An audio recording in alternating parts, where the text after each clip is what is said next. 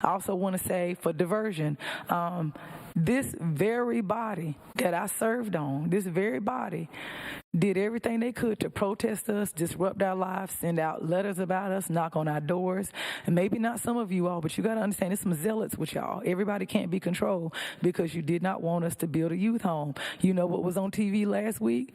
All 5 of us walking around the youth home that is now complete, that you all fought us on tooth and nail. You know what's in that youth? 44% of it, there's an assessment center. Because what we don't want kids going in and out of jail. I question the fact, why are there so many calls from our schools on black boys? I question it. But y'all don't go to the school board with this presentation. You come to us with it. And you know what this manager did? In her infinite wisdom, she took one of her management fellows and she placed that young woman over there to start running the diversion program. I didn't know that till I got over there. That's what this board does. And we approved it, and we're happy that she did it. There are a lot of things that you all went over today. The DUI court, I do know, I've been over in drug court the past couple. I know that they're working on trying to get one. Any recommendation around the funding for some of that? You didn't give some of that. I'd be interested to see it because I have sat in drug court, me and Heidi both, and I know that there's something they're trying to tackle and get their hands around. But recognize, the sheriff is on YouTube, so it's just interesting that I know who he's met with sitting up here. I know who he hasn't met with sitting up here. I know there's some people up here who are afraid of law enforcement. I can respect that, right? You don't want to, but we have to be very careful. From my understanding, we don't have solitary confinement. It's interesting, again, if you're in a room by yourself, right? But I would be interested to know the ethno-dramas, and then I'm going to end because I know that we're over time. It's just some of this stuff, y'all, I think I sat in there and I looked at it. When you all gave us the proposal for the ethno-dramas, I remember it was like over $100,000, right? And so it was over $100,000, and you all already had the team picked out who was going to film it, who's going to pay. That ain't how we do business. If it's over $50,000, we got to put out an RFP. So we can't just hire your friends. And I'm being real honest. I'm going to say it again. We just can't hire your friends. I know they do that over at the city council. We won't do that over here. I know that at the beginning you all had like a budget of like $1 million or $2 million. So I'm interested, and where's that money at? And y'all know where I'm about to go with this. We talked about how great the hackathon was. If it weren't for me, Brenda, and Elaine, y'all wouldn't have paid the consultants for the hackathon until we had that joint city-county meeting. So I get y'all are asking us for money. I just want to know how much money y'all got left.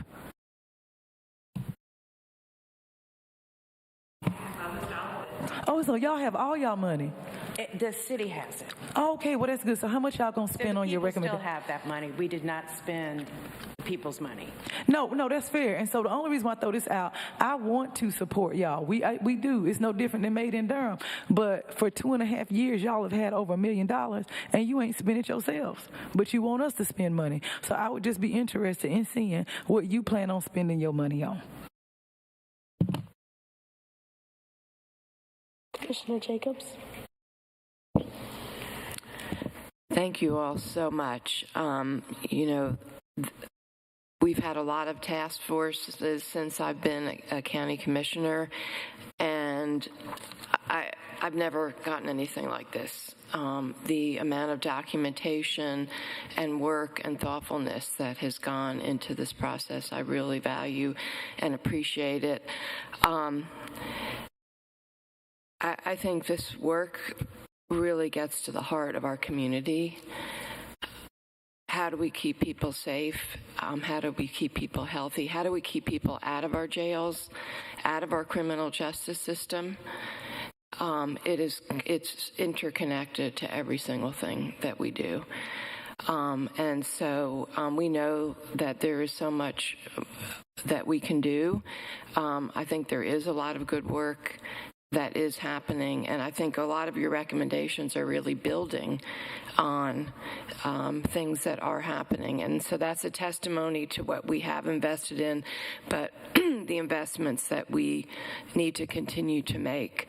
I just want to say personally, this is work that I'm very focused on now as a county commissioner, and so related to the opioid epidemic, I do co-chair our task force, and I'm working on a statewide task force called Just One More Thing. And I do want to hear from Dwayne a little bit, because we do have a lot of money. We found out we have about $20 million now, more than we thought we were getting. I'm sorry, if you could tell us, how much money is increased, but I want you all to know, because I know that some of the recommendations came out, and then we have actually moved forward that. One thing is our board did approve recently funding of a harm reduction services within public health, and I'm sorry that our public health director isn't here right now, but that came to us from public health staff because they were, handing out syringes and xylazine strips, naloxone, doing the drug testing kits from the UNC lab, and really recognized that we needed designated people to work on this. So one thing, if Dwayne could talk a little bit about that, but we did move forward with funding some syringes, and our vital partner with the North Carolina Harm Reduction Coalition. This is work that we cannot do in the community without them.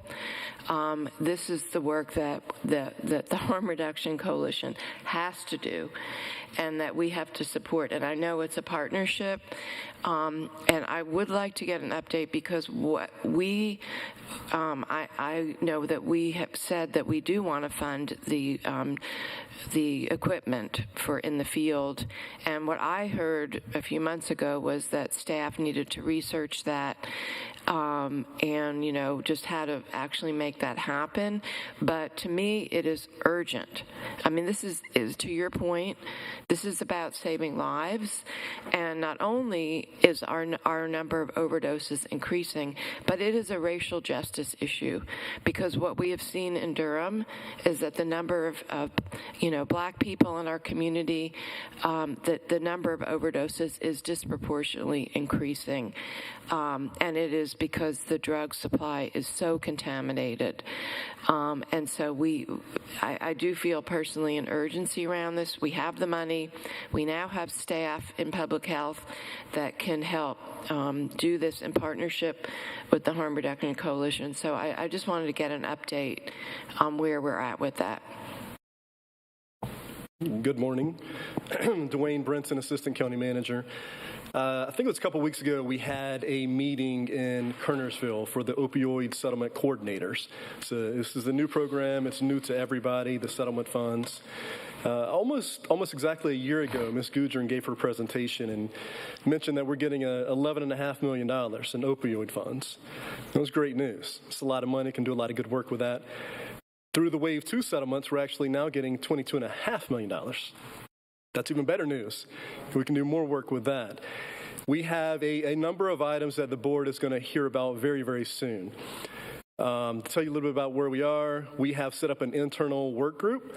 That's one of the recommendations from the presentation last year. We've set up an internal work group so that we can establish a process, hear ideas, establish funding priorities, and get this money into the community. We have a few programs that are either have been approved or will be very, very soon. The harm reduction budget that the board saw, I believe it was back in November, a few months ago. That is going to use opioid funding, community linkages to care. The opioid settlement manager position, that is on the verge of being recruited for.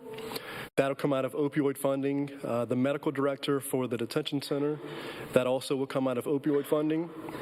We also have a proposal from our Office of Emergency Services to expand the community paramedic program.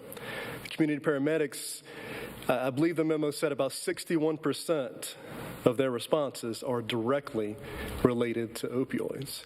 That's a great program. Right now, this department here, it's limited in its hours because we only have, I believe, 3 staff members in the community paramedicine. So we want to expand that, if all possible, using opioid funding. There's going to be a number of resolutions coming to the board here very soon that actually gets this money out into the community. But we're excited about the $22.5 million that's coming to us. Actually, specifically by the machine, I did reach out to Ms. Gudrun. She was traveling overseas to get specifics on the machine, the FTIR machine, and that is on the list as well. I believe, if I'm not mistaken, it's around $50,000. So that's something that we can go ahead and consider purchasing and equipping us in the field to better prepare for this opioid pandemic. Thank you, Dwayne. That's really helpful. And I would just really put an asterisk next to us really trying to move that forward as quickly as possible. And some of the things that Dwayne mentioned, I just want to mention also naloxone. We have now, if you go into our Health and Human Services building, I think there's going to be one in Main Library. If it's not there already, there's one in the lobby of the detention center, but they are vending machines for free naloxone.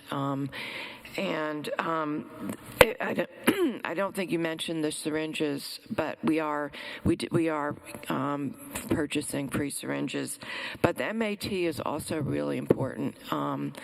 And Dwayne mentioned our fantastic post-opioid response team, who is now offering to start MAT, medication-assisted treatment, in the field, like when at the point of overdose, people can get started, which is amazing. And our community linkages to care that also uses peer support to follow up with people. But what I've learned, like through my work and through this statewide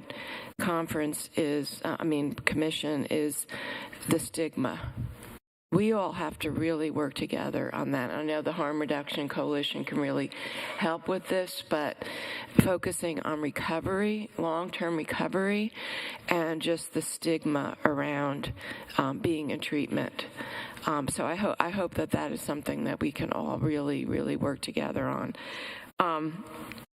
Heart services. I would love to hear from the manager. I know that she is working on this. This is a priority that I've expressed for a while. I know other members of our board have expressed this as a priority because we know it works.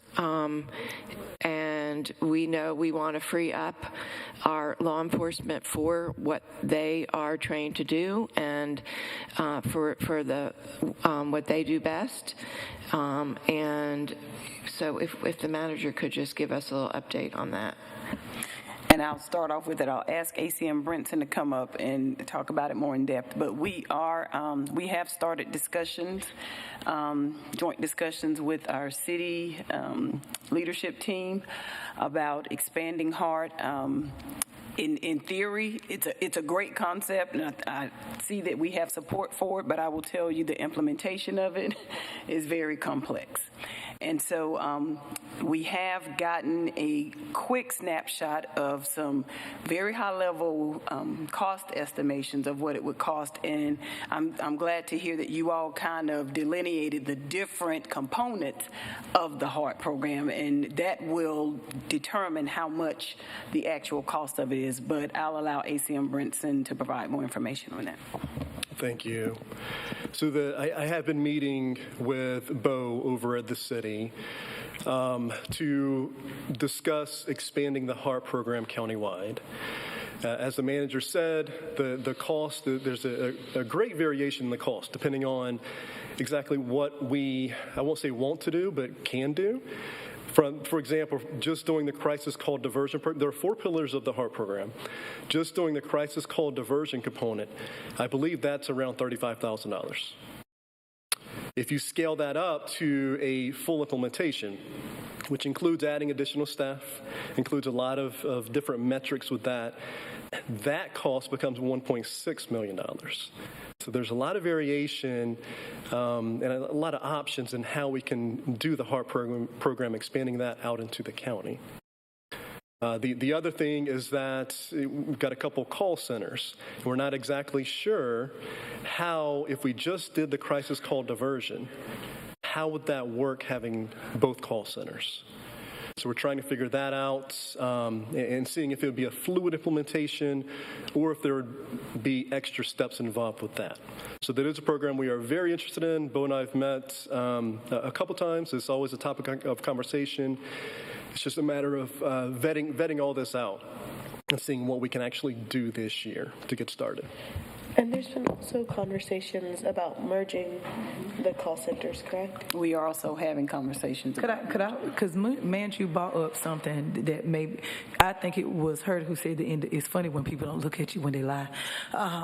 Independent phone number. Does anybody in here have any information on whether or not, because I know Denver, I ain't talking about you, Dwayne, you always tell the truth. I know Denver's program, I visited, their STAR program. Is anybody in the country got an independent number? Because we're sitting here and we're talking about it. And again, I'm not against it. I'm against people coming in here lying. Like, that's what I'm against. I'm against people lying in the community. I'm always be against that. What I have a question about is we're talking about it. It's not just the cost. So there's a legality. So before the city did their call center, like some laws, I mean, somebody had to talk to somebody about being able to funnel those calls through and what they could legally do. I know that the laws that that the sheriff has to follow with our 911 center, thank you, Kara, for shaking your, drastically different from the city. So along those lines, as we're looking at scaling up and down, are we looking at, does that include us merging those two? Because that becomes questionable. We don't have a horrible 911 center. The one across the street is, and if it is going to be an independent number, you know, what is that? So you don't have to answer that now because I know you all are preliminary, but those are things that we need to know. You know, when there's a suicide hotline, there's a gambling hotline. They just opened up bets last week, and now we have a new gambling hotline, right? So these things can be created, and then where do we go from there when we're like, okay, it needs to go to the sheriff's office because it got dangerous. So all of that, I want to know, like, is this a merger or are we coming up with an independent number? And then respectfully, some of this stuff has not been discussed with the sheriff. Y'all know it, and I know it. I know who has sat with him. I know who sat with him up here. I know who is not. Before you vote on this, that's going to have to happen, or the attorneys are going to have to talk. So we are coming up way over time on this item, but Commissioner Carter had her hand raised first. I do want to ask before, since this is such a detailed conversation, if we can continue this also because with the Community Safety Wellness Task Force, they brought us recommendations for different areas of work. If we can have this continued conversation broken up, maybe like some of it is with the courts where we don't really have jurisdiction over, but we can maybe have some representatives from the court system come and talk to us about how we can work collaboratively together on these recommendations. Same with DSS, have them come together and kind of break it up into that, if that's possible. Okay, Commissioner Carter? Can I just finish? Okay. I wanted to respond to something Dwayne said. Sure. About the 4 pillars of the HEART program, and something that Manju lifted up that I really believe we should, if we're going to have to choose areas within HEART to focus on. I really like knowing that based on the best data they could obtain, that there are 69 involuntary commitments that the sheriff has received or acted upon in the past year.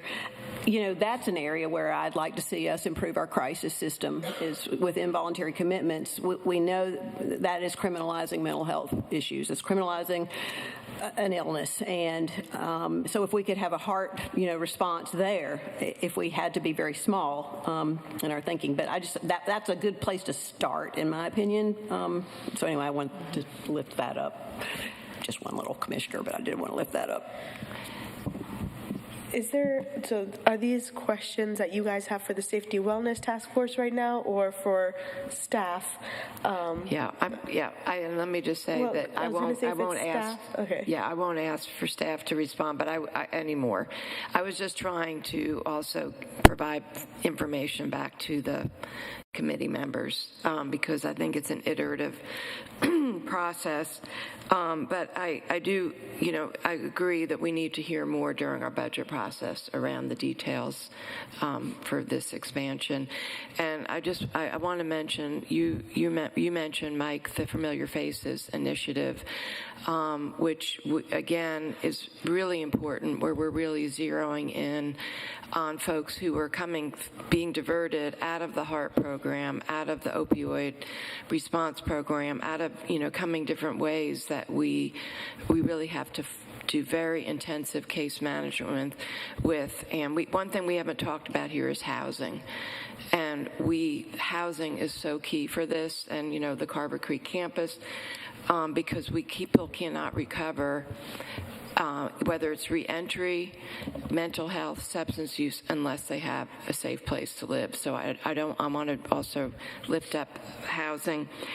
I do, as a follow-up that the chair has mentioned, one thing I would wonder about is, Madam Manager, if we can make sure that there's so many different departments that are reflected here. I wrote down a list and I already had like 12. That really, if we can make sure they get the specific areas that are related to them, as part of this process, because some things are already happening. Like I just gave the example about the harm reduction. So I just think that that's going to be important for closing the loop, because I'm not sure if everyone has actually even gotten copies of this report. And I do want to ask also, my last request for the manager is during our budget process, if we could ask the sheriff to please respond to a lot of the concerns that we've heard today. That would be could really you ask helpful. him? You're an elected official. You can ask him yourself. I'm not putting. Just do it. We are as part over of our time for this budget conversation. process, I'm asking that for when we do get different requests, we always have a presentation related to the budget, and I think that would be very helpful. Thank you. Since we're over time, and so I'm going to ask my colleagues, if you guys have any more questions or comments, please direct them to staff. I did see Manju and Muffin both had their hands up, and and Carol, and since y'all aren't going to be at this table for our next work session, to be able to give you the opportunity to close us out. So Muffin, Manju, then Carol. I just want to thank Commissioner Burns for seeing me and saying that, but also just being out in the community, and we have a lot of people who overdose, right? And those vending machines, I went into the jail myself to get the stuff out of the vending machine, and the way that the security looked at me, I was like, I don't even get high. But just the way that they were looking at me, I was like, people who get high are not going into those places. So I just want to recommend that those things come out in those like little, I've seen little boxes around that might have food in it, or they might have books in it. I think if those, if the naproxen, it's not naproxen.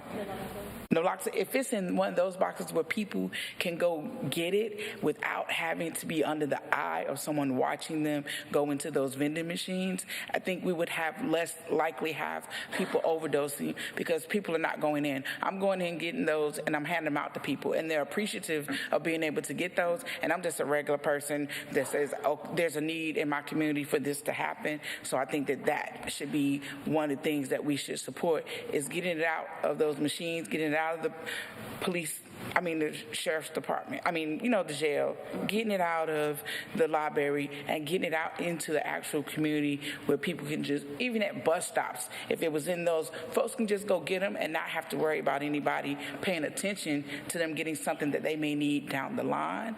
I think that's something that we should look into if we want to, try to curb people overdosing and dying. Thank you, Muffin. Manju? Thank you so much, Commissioner Burns, for serving as our liaison for the Community Safety and Wellness Task Force. And thank you so much for your question about whether there are cities that have tested the concept of having a direct line to their version of an unarmed, skilled, compassionate crisis response. And the answer is yes. In our studying other models in other places, we saw examples of that.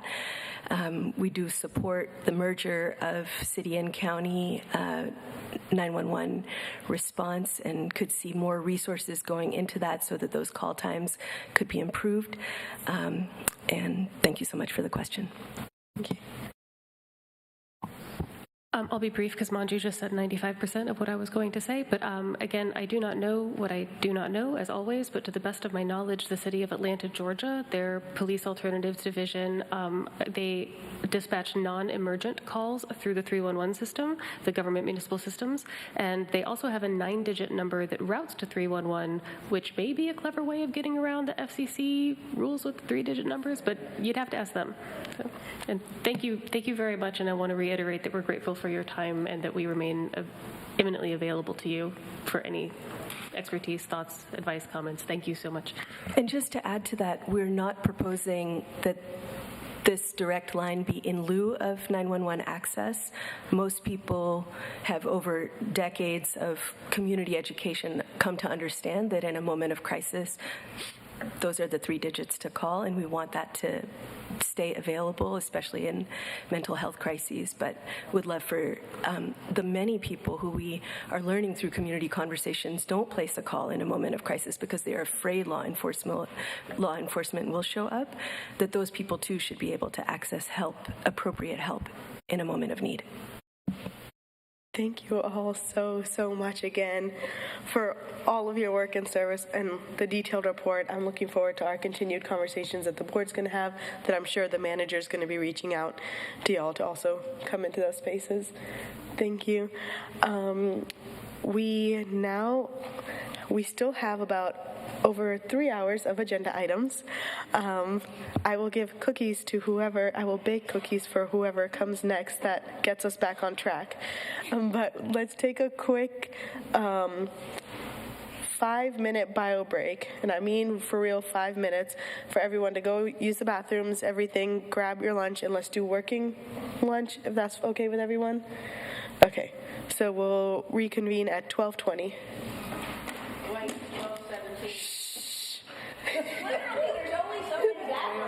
No, 12:16. 12:22.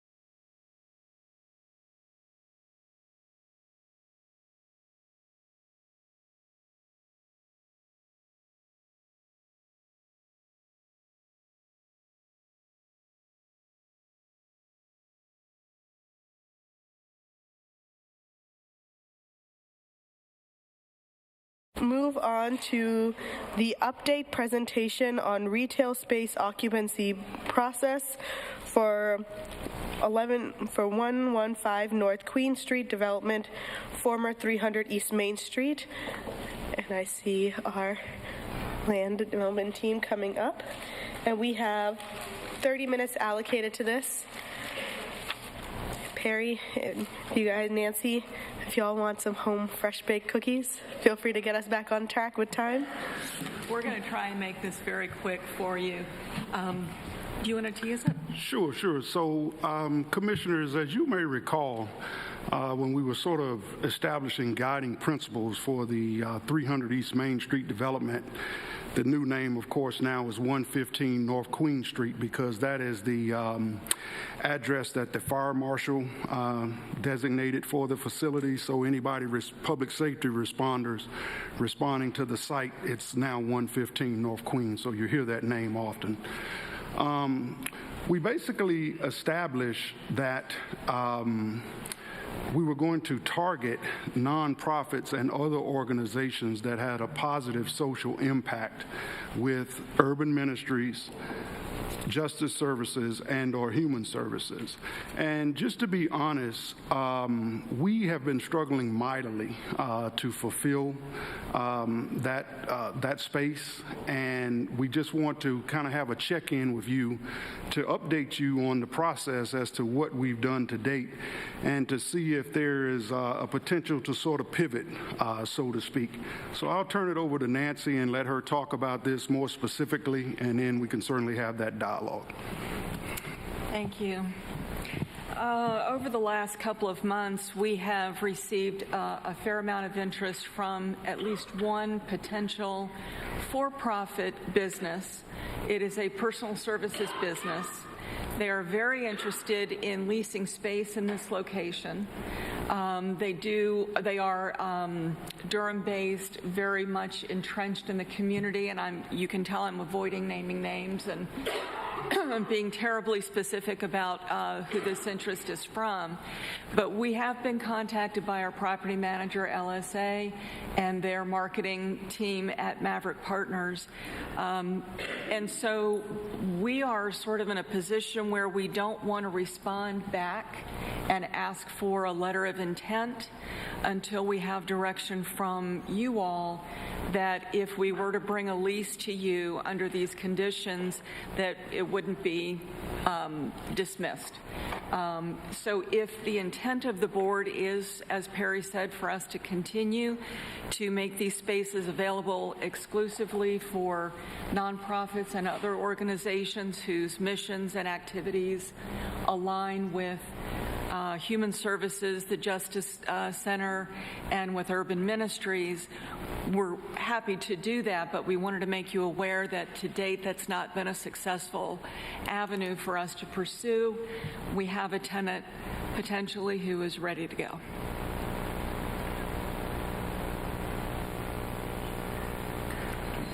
Sorry, I'll let Heidi go while I chew. Sort of chewing too, but how many spaces are there, Nancy? I understand the predicament, and I think what you're bringing forward to us and posing to us is a really good question. There are 3 spaces. 3 spaces, okay. There are 3 spaces. The A, B, and C. smallest one is 804 square feet, and it is already, that's C on the graphic.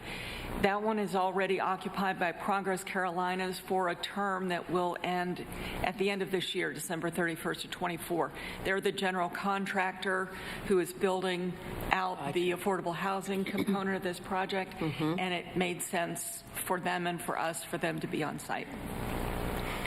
So there's still, even if you were to bring forward a lease possibility with an organization that's not a nonprofit, we would still have 2 other spaces that could be kept open for nonprofits with a priority of nonprofit, and if that comes to fruition, great. If not, then we might want to consider alternatives there as well. Right. Well, I will say that there has been interest expressed in actually taking both of the vacant spaces, opening up the demising wall between them, and creating a larger space for that entity to occupy. And this would bring in revenue for the county, of course, which could be reinvested in ways that support the work of nonprofits. That's correct. Anyway, I would be open to, I would be open to filling these spaces in ways that, align with our values that aren't necessarily related to nonprofits exclusively. So that's my opinion. I had a question now that I'm done chewing.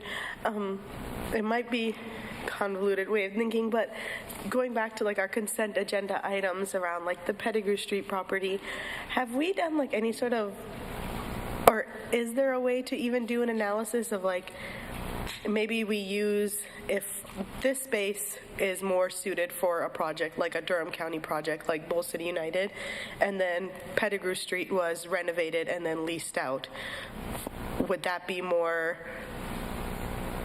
appealable to other areas? Would we get a better bang for our buck? Like, what is the...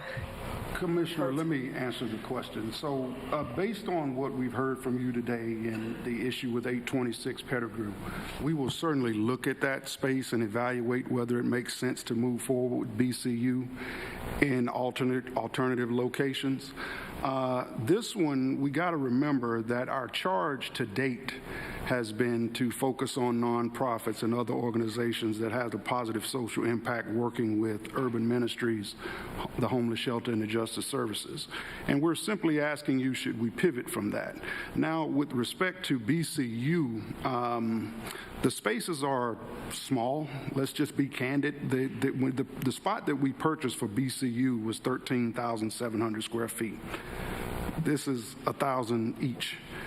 So we're not apples to apples here, but we certainly will take a look at your requests and be able to respond once we evaluate that. So. No, that makes sense. Yeah, Yes, it was square footage wise. And then remind me, which one of these properties, the two parking deck, is the one that's going to have childcare, or is it both? The child care will be in the 300 East Main Street, the 115 North Queen Street that we're talking about, and we actually have a presentation after this on that. So, yeah, you can actually see on the diagram that's on the screen now, the child care facility is on the opposite side of the development. It's indicated in the light purple. Yeah, you may remember on the renderings, the entrance was right at that Main Street corner, and it always said pre-K. Yeah. Yeah, and so that's that actual corner there off of Main Street, right across from CJRC, or Justice Services, excuse me. Thank you. Wendy, Commissioner Jacobs? Yeah, first of all, I really appreciate this check-in. And I appreciate all the different things that you both are juggling.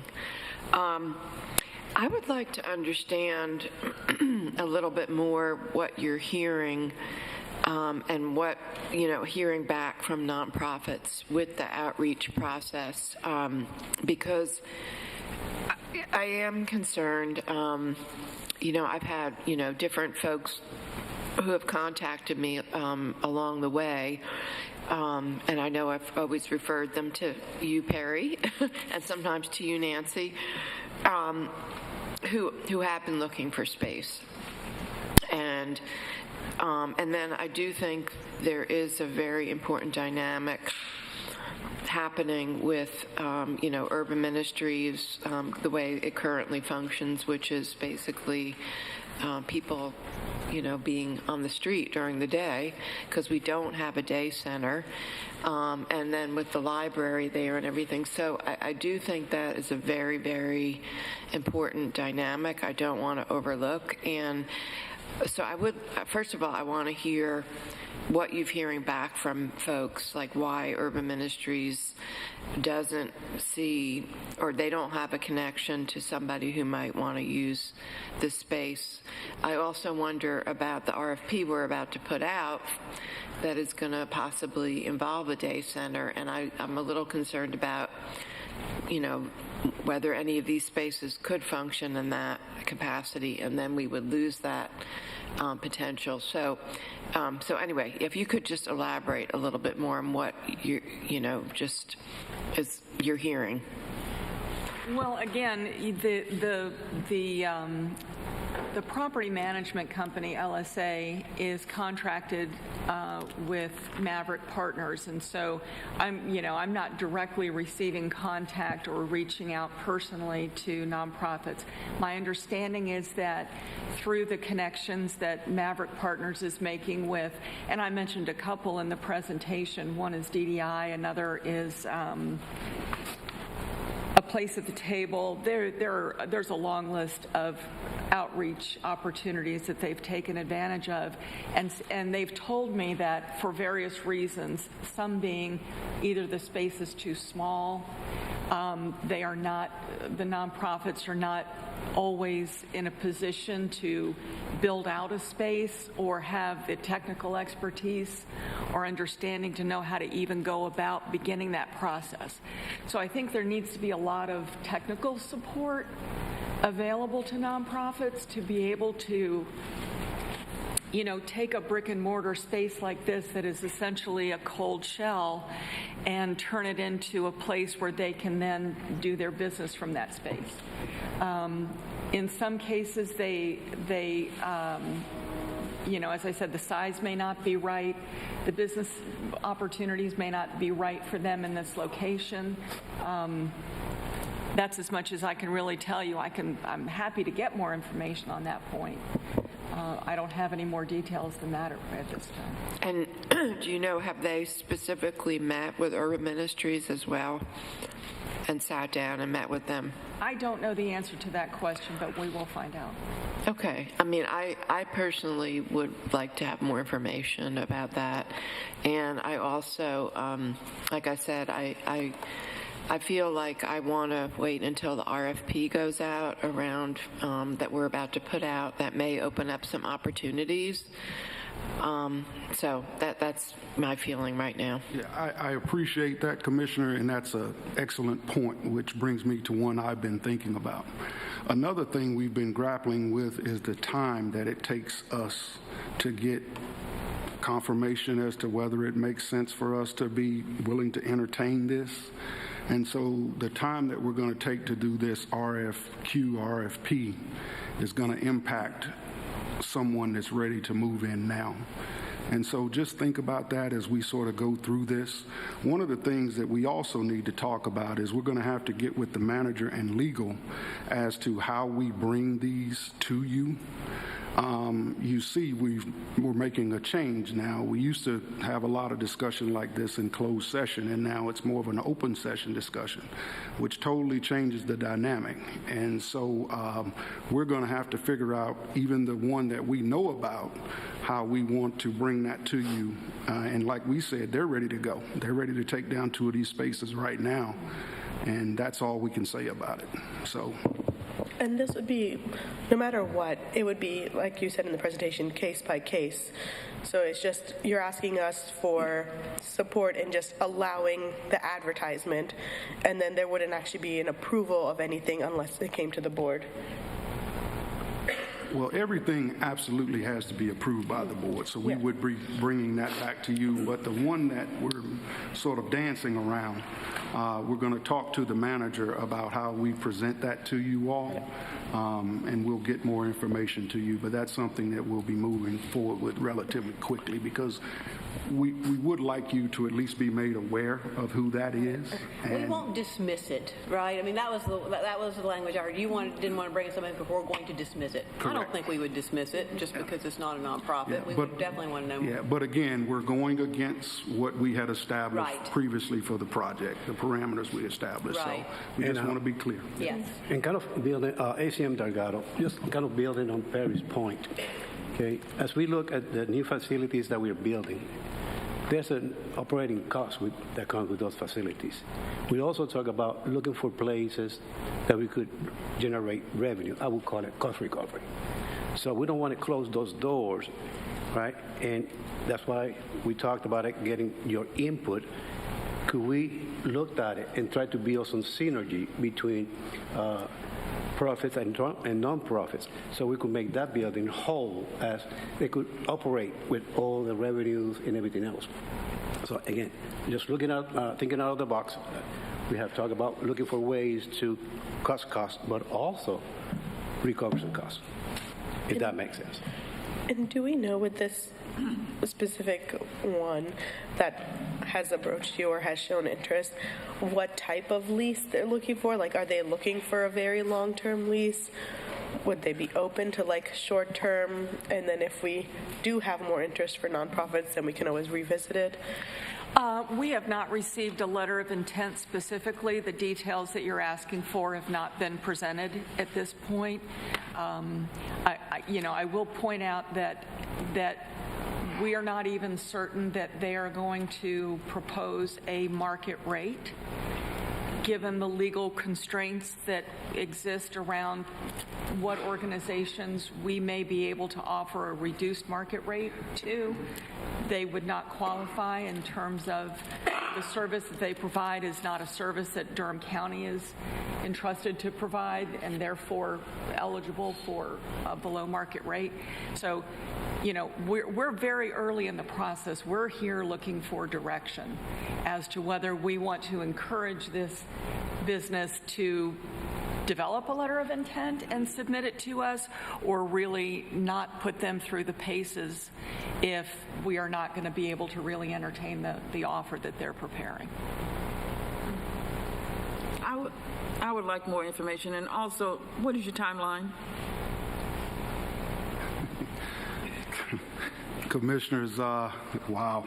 I don't really know how to respond to that because, again, this space has been available since March of last year. So, as ACM Delgado mentioned, look, the space is sitting vacant. We put up a couple of bullet points in the slide presentation. Look, we need to go ahead. We would like to generate some revenue for the investment that the county made in this location. Filling the space would activate the area, providing more safety and security. And so those are things that we think, should be worthwhile for us to at least consider. Like we said, this potential establishment. So I don't know if we have a true timeline. We think we need to get it filled as soon as possible, but again, we want to still be within the confines of what you all would like to see in regards to the space. So we holding you out? Wow. It's like just go straight to the point. If we holding you up, we need to help him move on. Commissioner Jacobs. Well, I appreciate the point about having an activated streetscape. I do think that is very important, and I've heard a lot about safety concerns when, employees from Health and Human Services are going to the parking deck. This is a complex issue. It is definitely a complex issue, and the issue of revenue, of course, is important as well. I also want to lift up the fact that we've seen how hard it is with our Admin 2 building.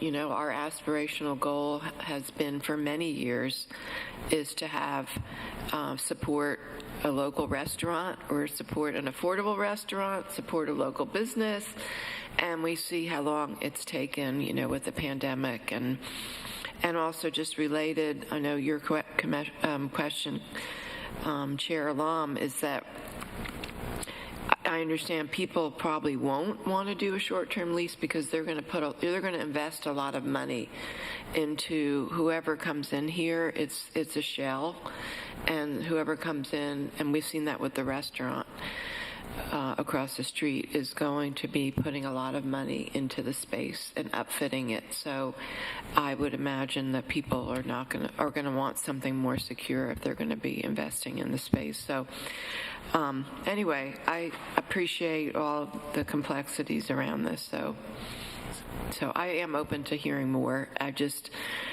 as you already heard, I also, I'll just stop there. Yeah. I think for me, I'm also open to hearing more, as Commissioner Carter said, and I think providing you with that guidance allows you to do it in a less convoluted way, hopefully, and be more straightforward for staff. So I think that's Is that all you need? Thank you. That's it for that one. Thank you. Okay. We're just going to stay here. Perfect. That brings us to our next item, again with y'all for the child care pre-K.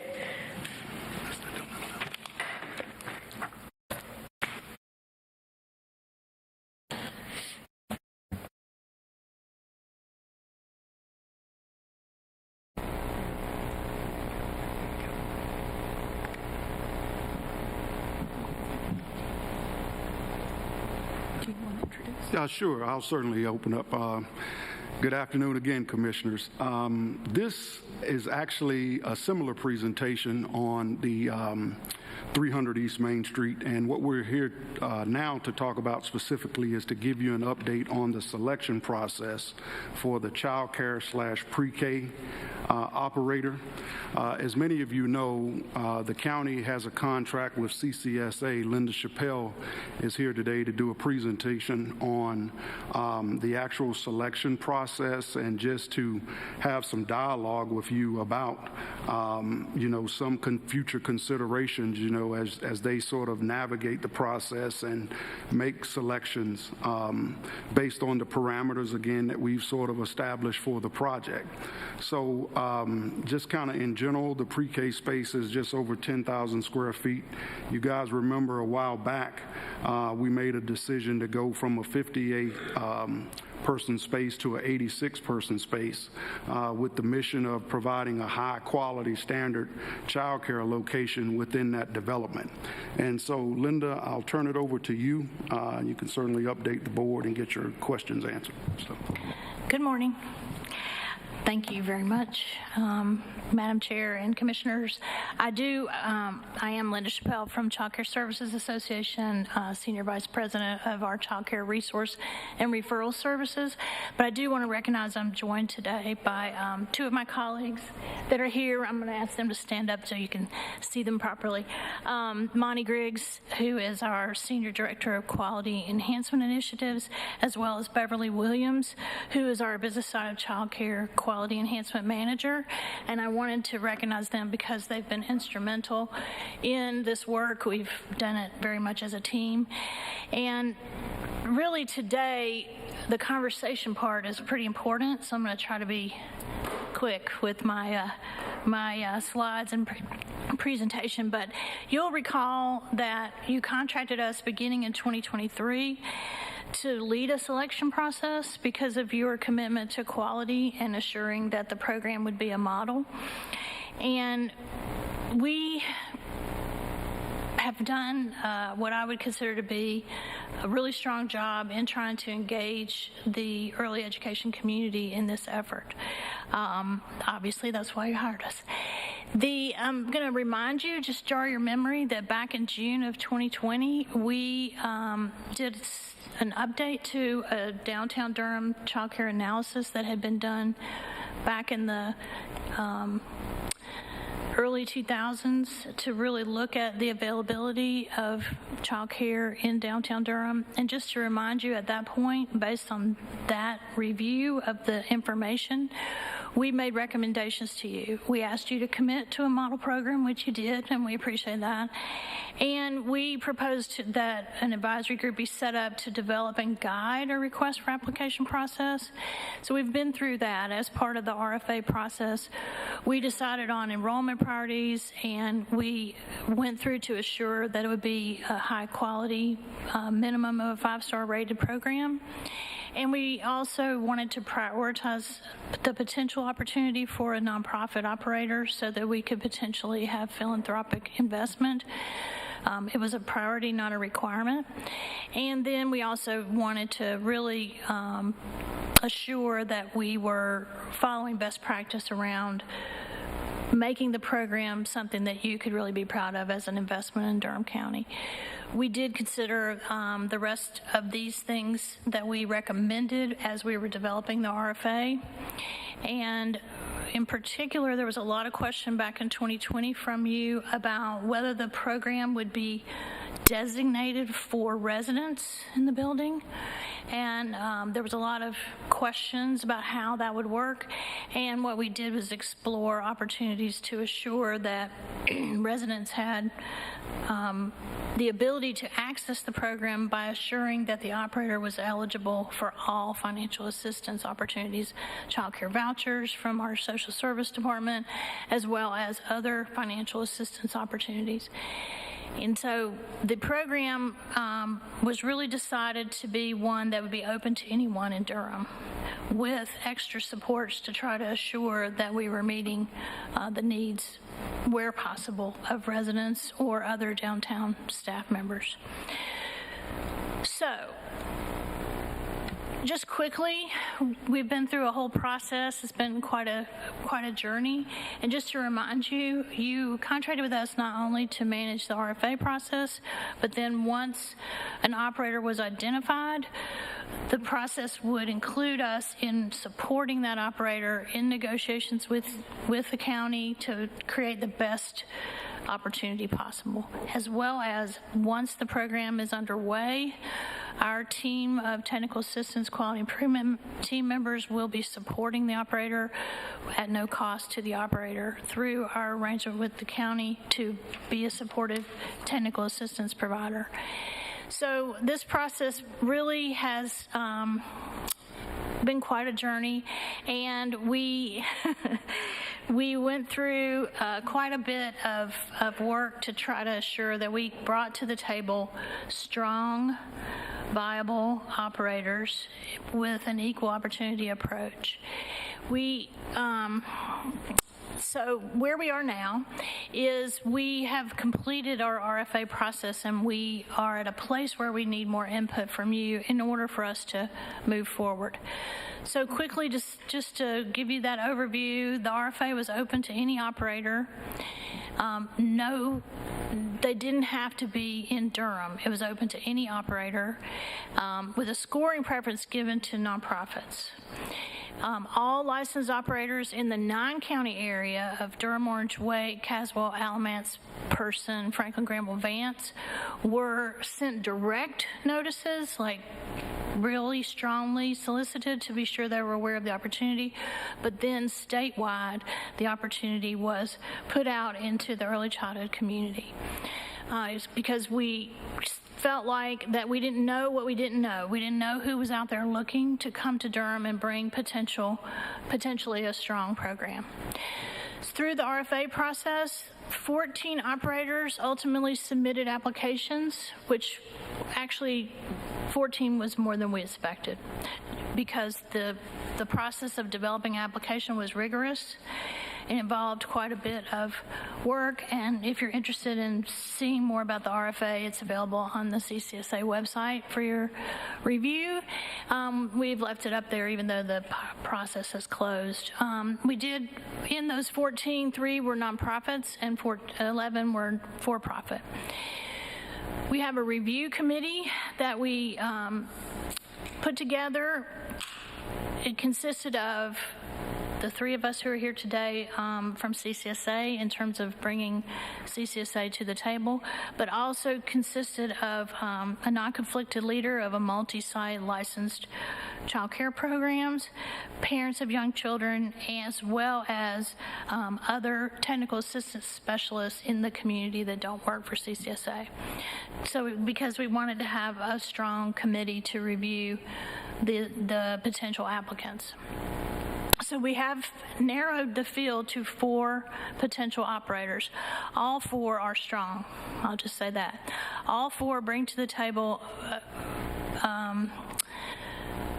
a track record of sustainability, and all could be an asset to this potential program. Quickly, the next steps where we are, the operator will sign an MOU. Once the operator is finally determined, they'll sign an MOU with us to begin the process of developing an LOI to bring to the county for negotiations. There are requirements. The operator must agree to serve children on financial assistance. You know, many child care programs do not accept public vouchers or financial assistance, and that is not allowed in this setup. The operator must agree to participating in at least 5 years of technical assistance, and that's at no charge to them. That period of time includes assistance with the lease and the build-out planning, because the build-out planning is substantial given that it's a shell. It also includes professional development for the staff at the center to meet the licensing standards, so they won't have to pay for the professional development as operators have to do when they have to get their staff to the potential child care credits for licensing. And then, again, as I already mentioned, the quality improvement coach will work one-on-one with them to assure their sustainability over time. They do have to agree and meet the standards to be a Durham pre-K classroom. So they would be required to have at least one 4-year-old Durham pre-K classroom. And so that's another level. The Durham pre-K program is another level of requirements beyond the 5 stars. And they have to be able to meet that, and all 4 of the finalists do meet those guidelines. And the plan is to come to you with, barring anything unforeseen, to come to you with information for a 15-year lease, renewable lease. So just quickly for background, for minimum standards, they have to be very experienced, and you can see those there. They have to not only be very experienced, but they have to have been operating a program within the most recent 5 years. Then the reason we did that is because it's public documents. In their licensing guidelines, there are documents available about the true operation of their program that is measured through the licensing regulations and the regulatory visits and guidelines. That was just one piece of what we looked at, but if they had operated a program 10 years ago or in another state a few years ago, we wouldn't have had those kind of materials to look at. They have to have a demonstrated ability and a track record for serving families that are economically diverse. And that was really critical because some programs are really consider themselves to be exclusive and don't have an open door for all of our families.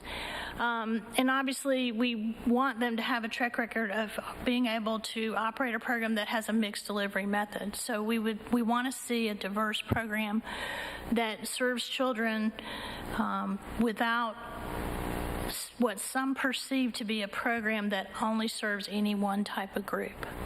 Because we know the research shows us that that variety and that investment in a program that has diversity on all different levels really makes a difference in a child's development. Again, that they've started up and licensed a center. Some programs are not licensed. They are legally operating but not licensed. And we felt it was critical in this endeavor that they have experience in a licensed program. We did have some interest from operators who don't have a licensed center, and we did feel like that was something that was critical. And again, as I already mentioned, the Durham pre-K standards, and they have to be truly willing to participate in technical assistance. We do have a lot of information about how it is in the real world on the ground. Some programs don't really have an open door to accept assistance, and we want it to be a partnership with the program. We don't go in and tell programs what to do. We partner with them to provide the highest quality possible. Okay, so where are we? The thing is that we took this on without a whole lot of guidelines. We said, okay, we will help you find a high-quality operator. But when you get down to the reality of getting a space and getting a good lease that's good for the operator as well as the county, the question becomes, what are the guidelines that you expect? The only guidance we got was that you did want somebody with experience and quality, but also that you wanted there to be some priority for nonprofits. You did not direct us to only work with nonprofits as there was with the other retail space. So where we are is that of the 4 finalists, there's 1 that's a nonprofit, excuse me, and 3 that are not. And they're, as I've mentioned before, they're all strong and viable, but they do all bring different things to the table. And the question becomes, if you are committed to a nonprofit operator, then does that mean that you then are considering options to support the rent for a nonprofit operator? You do historically have arrangements like that with some other spaces in the county, but it was not really set. And for the nonprofit operator, that is certainly a big concern. For the for-profit operators, we've been very clear with all the candidates that there are some resources through the developer to help with the build out of a space. That's part of the building, but that they would have to be financially able to support the program, that the lease would be theirs. This is not Durham County's program they're being hired to run. This would be a child care program that they would be operating. The question becomes, how strongly do you want a nonprofit, and if so, are you committed to a rent support, or are you in a place, as you have been looking at the retail, that you want someone who is going to be able to make their own way, so to speak, and pay a negotiated lease amount? So we're just looking for some guidance. We haven't selected the operator out of the 4 because we knew that there's so many different pieces, so many different levers to pull to make it happen. Thank you. I'm going to start first. I see our attorney's hand up, so I want to start with him first. Yeah, thank you.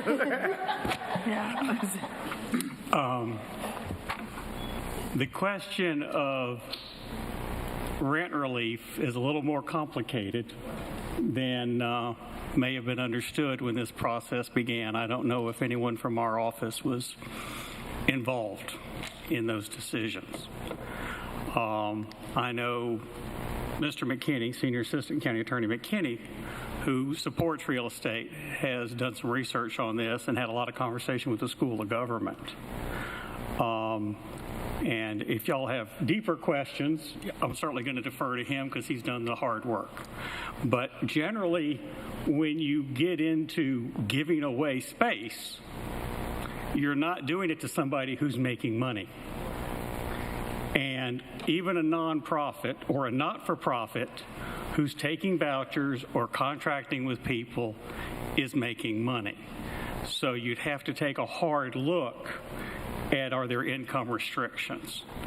I mean, if legal aid gets community space at the courthouse because they're not charging people to provide services, that's a much easier thing to justify. And of course, the first question is, are they providing a service the county can provide? So it's not as simple as, are you willing to give somebody rent relief because they're a nonprofit? And that sounded like what you were saying, and I just wanted to make sure everybody understood it's not that simple a thing. So I'll just let that stand for now. Mr. Real quick Before we move to general questions from the board, can you raise your hand, one of my colleagues, if you have a question specifically for Attorney Massey? I do. Not for the attorney. I have my questions. Okay, yes, let's do questions to Attorney Massey first. And I'll start with Vice Chair Burns and then Commissioner Carter. Here, mine is really simple, only because, one, we can talk about the presentation later, great, but you did say that there was 4 and 1 was a nonprofit. The reason why I don't feel comfortable answering that question, it would, no matter what answer we give, since the applicant pool is so small, what we say narrows it to that one, and I'm concerned if we can even legally say that sitting here. So that's why before we answer any questions, could the attorney say, and maybe he can just say, give us direction not to answer that one. Since if you've gotten down that small and there's only one, I don't want to say something that puts a thumb on the scale. So if you could give us some direction on that so that we stay clean on this, I'd appreciate it. I might ask Nathan to stand up in case I start to say something wrong. Well, I mean, the question is very open. Are you willing to provide rent relief? And I noticed in the slide it talked about for a nominal fee, which really sounds what we in the law call de minimis, which is, rent it for $1 when you say nominal. To give a business, even a nonprofit, making money, even though they don't call it profit, they keep it internal, you'd really have to get into looking at, are they depressing the value of their work if they are going to a sliding scale for tuition? And to what extent does that make the value of the lease less? But the fact that they have to contract with DPS like any other vendor doesn't do that. To the extent that they agree to take vouchers, for whatever reason businesses may not want to, but they're still drawing that income. So it's hard to say, could you do something, but it would have to get into what is the value of the lease because of any restrictions on their program. I hear all that. What I'm saying, the discussion today, and maybe I'll do it this way. If it's okay with the board, can we answer all of Dr. Chappelle's questions except for that one? And then that way they can pick the best one, and then we will deal with that when it comes to it. Whether the nonprofit is selected or the for-profit is selected, can we deal with the rent issue at that juncture as opposed to discussing it today since the applicant pool is so small? I'm just throwing that out there to see if my colleagues would agree. And I just want to look at Mr. McKinney in case I said anything crazy. Okay, I'm safe so far. Well, and I do want to say that it can be opened back up.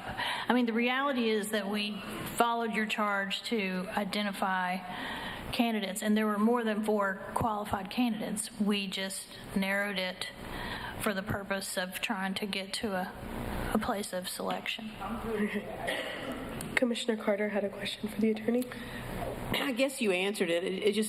It doesn't make, it's not logical to me that a nonprofit even is not an entity that we could provide rent relief to because they're not making a profit. Yes, they're generating income, but it's not a profit. They're making, they're not profiting off of what the families are paying. They're making enough to sustain themselves. I don't know, but I hear you. That's the way it is, right? I'm understanding you correctly. If they generate any revenue, even if it's not for a profit. Well, I think it's more about the fees that they charge. If it's a service they're providing for a fee versus not for a fee, like you used the example of legal aid, they don't charge fees. Right, but the fee, again, does not provide the agency with a profit, But it would be more accessible. It would be more accessible if it was free versus there's still an accessibility. Well, and this also gets into what does it mean to be a nonprofit? Yeah. It means you keep the money internally. You're not paying out shareholders. Yeah. If you remember some years ago, there was a resale store, and it came out that the CEO and his wife, who were both senior executives, were making over $1 million each from a nonprofit. Yeah. I'm not saying that's what's going on but here. I hear you. People attach a cachet to nonprofit that doesn't always mean. Okay. All right. That's very helpful. Thank you. That answers my question. Let's move on. Okay. Commissioner Jacobs and Commissioner Howerton. Yeah, I think for me, this is more of a policy issue. I mean, first of all, I think it would be really helpful for our staff to actually, first of all, share how much we have actually already subsidized the building of this Durham pre-K. The county, this was not originally a part of the plan for this building. This goes way back to my second term. where we added on the idea of building the Durham Pre-K afterwards, the Pre-K Center. And then it came up, and Perry, you can elaborate on this, that there had to be a lot of foundational structural work done. The county has already subsidized the creation of this Durham Pre-K by actually even building it. So I would be more concerned about the fact that we have already subsidized this, and that with the kind of budget that we're facing, that if we're now going to be subsidizing the rent for the space, what does that mean for other Durham Pre-K programs that we have in the Durham Pre-K? I think we start setting a precedent that, frankly, I'm concerned about, and also just related to our own revenues, because I would want to understand what does that really mean for ongoing costs to the county as we're looking at, wanting to expand pre-K other places. So I think I'm mostly concerned about this from a policy point of view, that this is not something that we said that we were going to do. We said that we were going to build and create the ability to create a pre-K center there, which is what we're doing. And so this is going to a whole other level by saying that we're going to subsidize the rent. So I'm very concerned about this from a policy perspective for all of our Durham pre-K programs. But I also had questions off of this for you, Linda, which is what is going to be the age range for the 86 children who are going to be there? And also the one Durham pre-K classroom that's being set up, which is fantastic. I love it. How many children will be in that classroom? Those are my two questions. Okay. In the Durham pre-K classroom, you can have no more than 18 children in the classroom. 18 max, yeah. The center is, based on the downtown Durham child care analysis that we did, we recommended that the seats be broader than just 4-year-old pre-K seats. And so it is proposed as a birth to 5 child care program with infant classrooms, because there's a severe shortage of infant classrooms in Durham. Awesome. I'm really excited to hear that age range. And also, I just want to applaud you on the process that you laid out for us. As always, you all are so thoughtful. And the work that you do, similar to the Bulls Initiative and Made in Durham's work, you are great examples for our community of just being very intentional, very thoughtful, having a great process. So thank you so much. And amazing that 14 providers applied within this environment that we know that a lot of pre-K providers and early childhood providers have really struggled with the pandemic and everything. So the fact that we got that many providers, it really blows me away. That is fantastic. Thank you. So, Commissioner Jacobs, I do want to answer your question. So, and thanks for Linda for hitting me up about that before the meeting.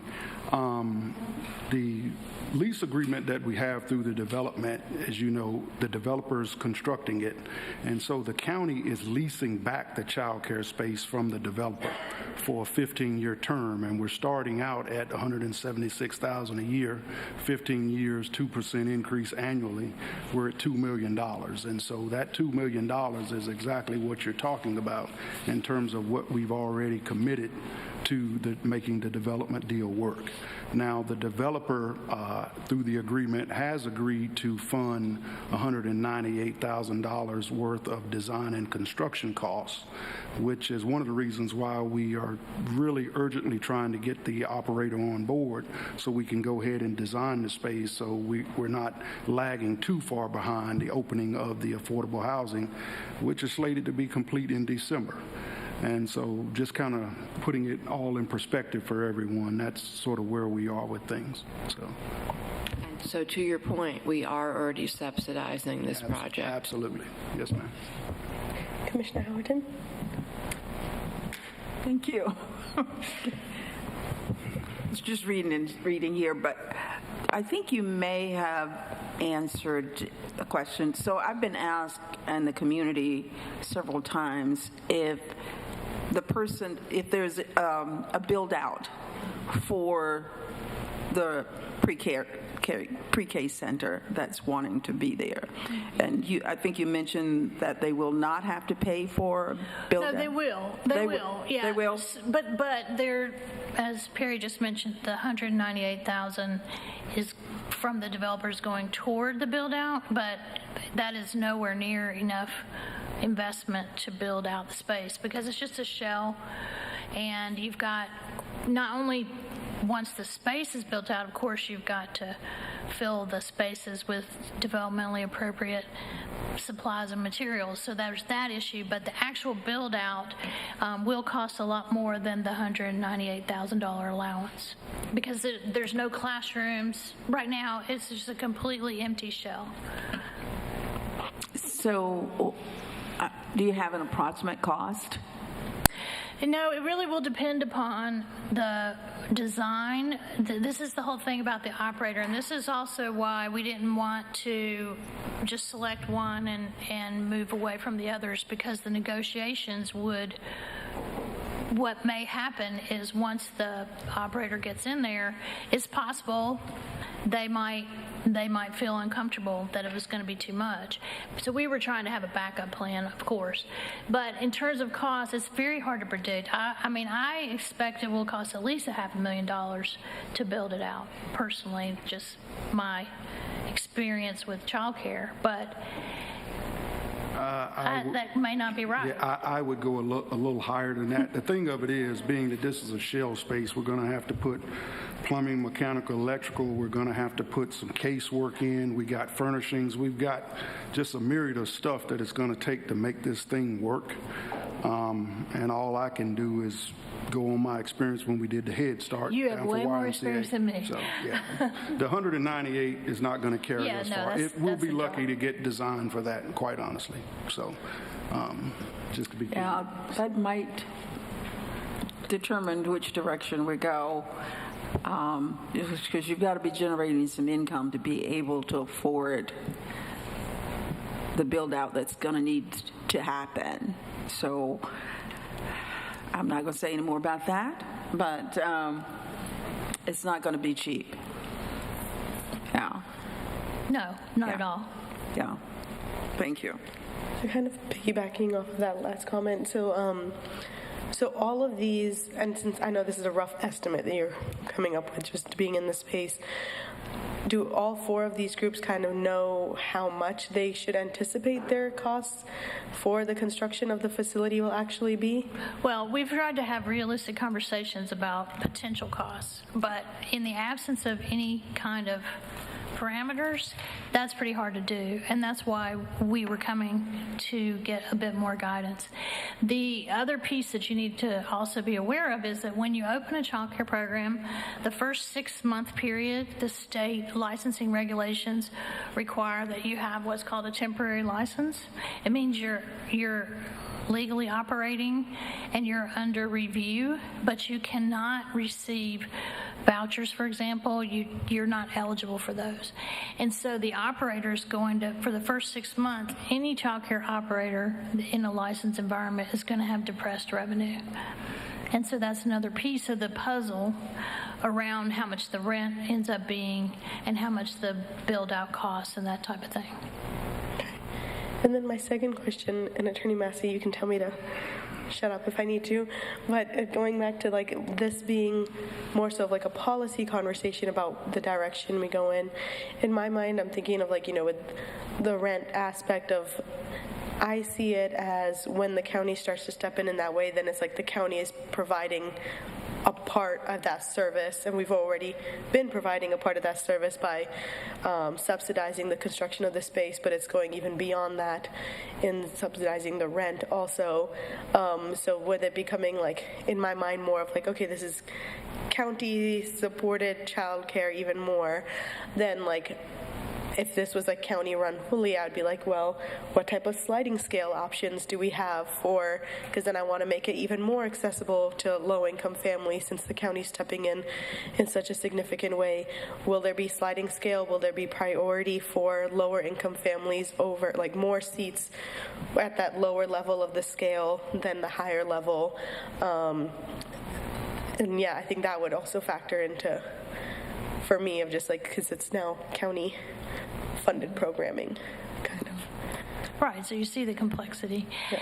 And I think that the reality is that in the other complication is in this post-pandemic world where the federal stabilization grant dollars are disappearing in June for our early educators in North Carolina.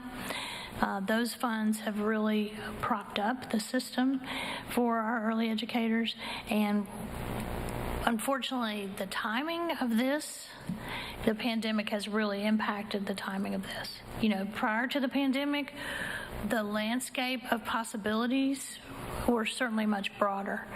You know, we were thrilled to get 14, and of the 14, way more than 50% were high quality. So we were happy with that. But the reality is that because of the environment in childcare and the lack of supports, the legislature has not passed any additional resources to extend the stabilization grants beyond June. That was federal money. And the reality is that we are facing statewide a tremendous potential loss of childcare programs in the coming year.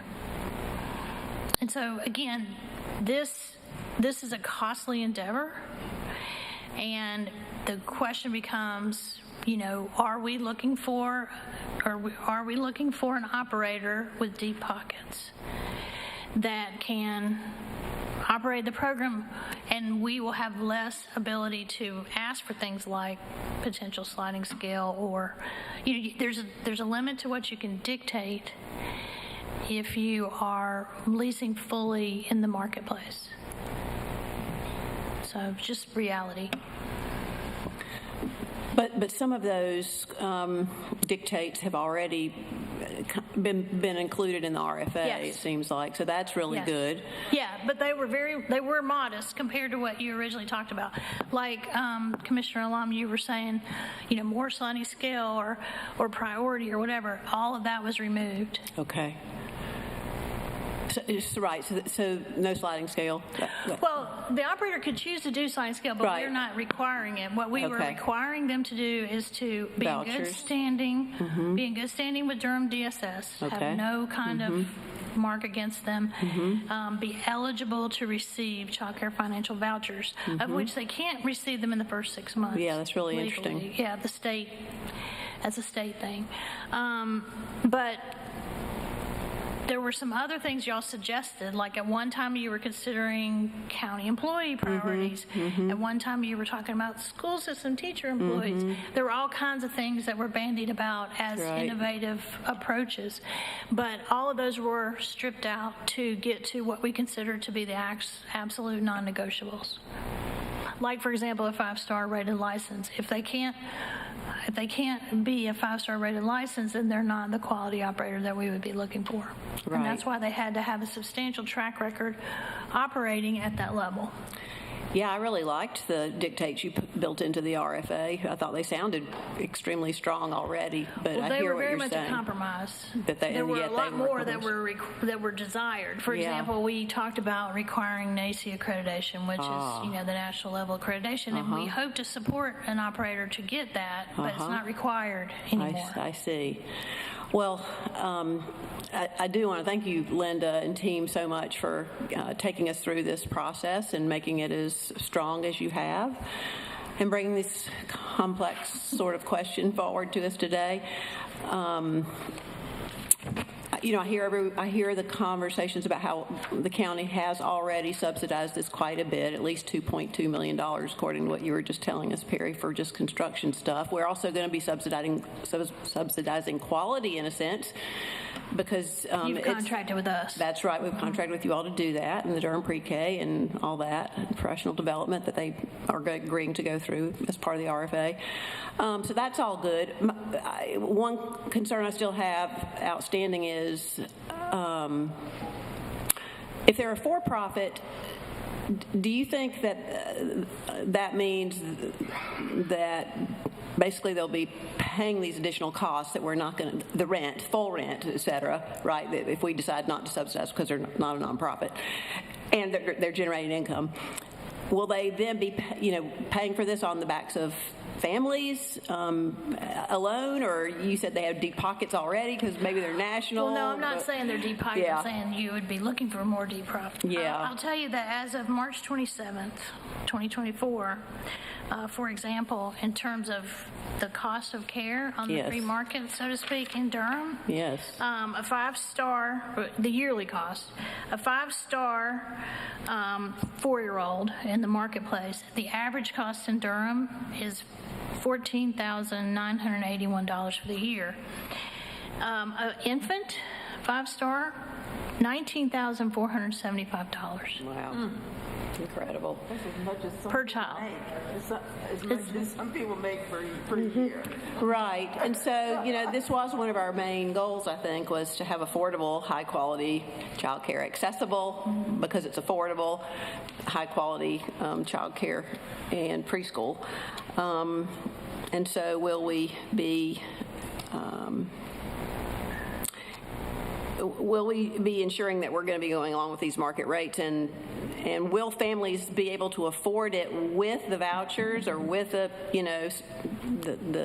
subsidies that they're going to bring? What do you think?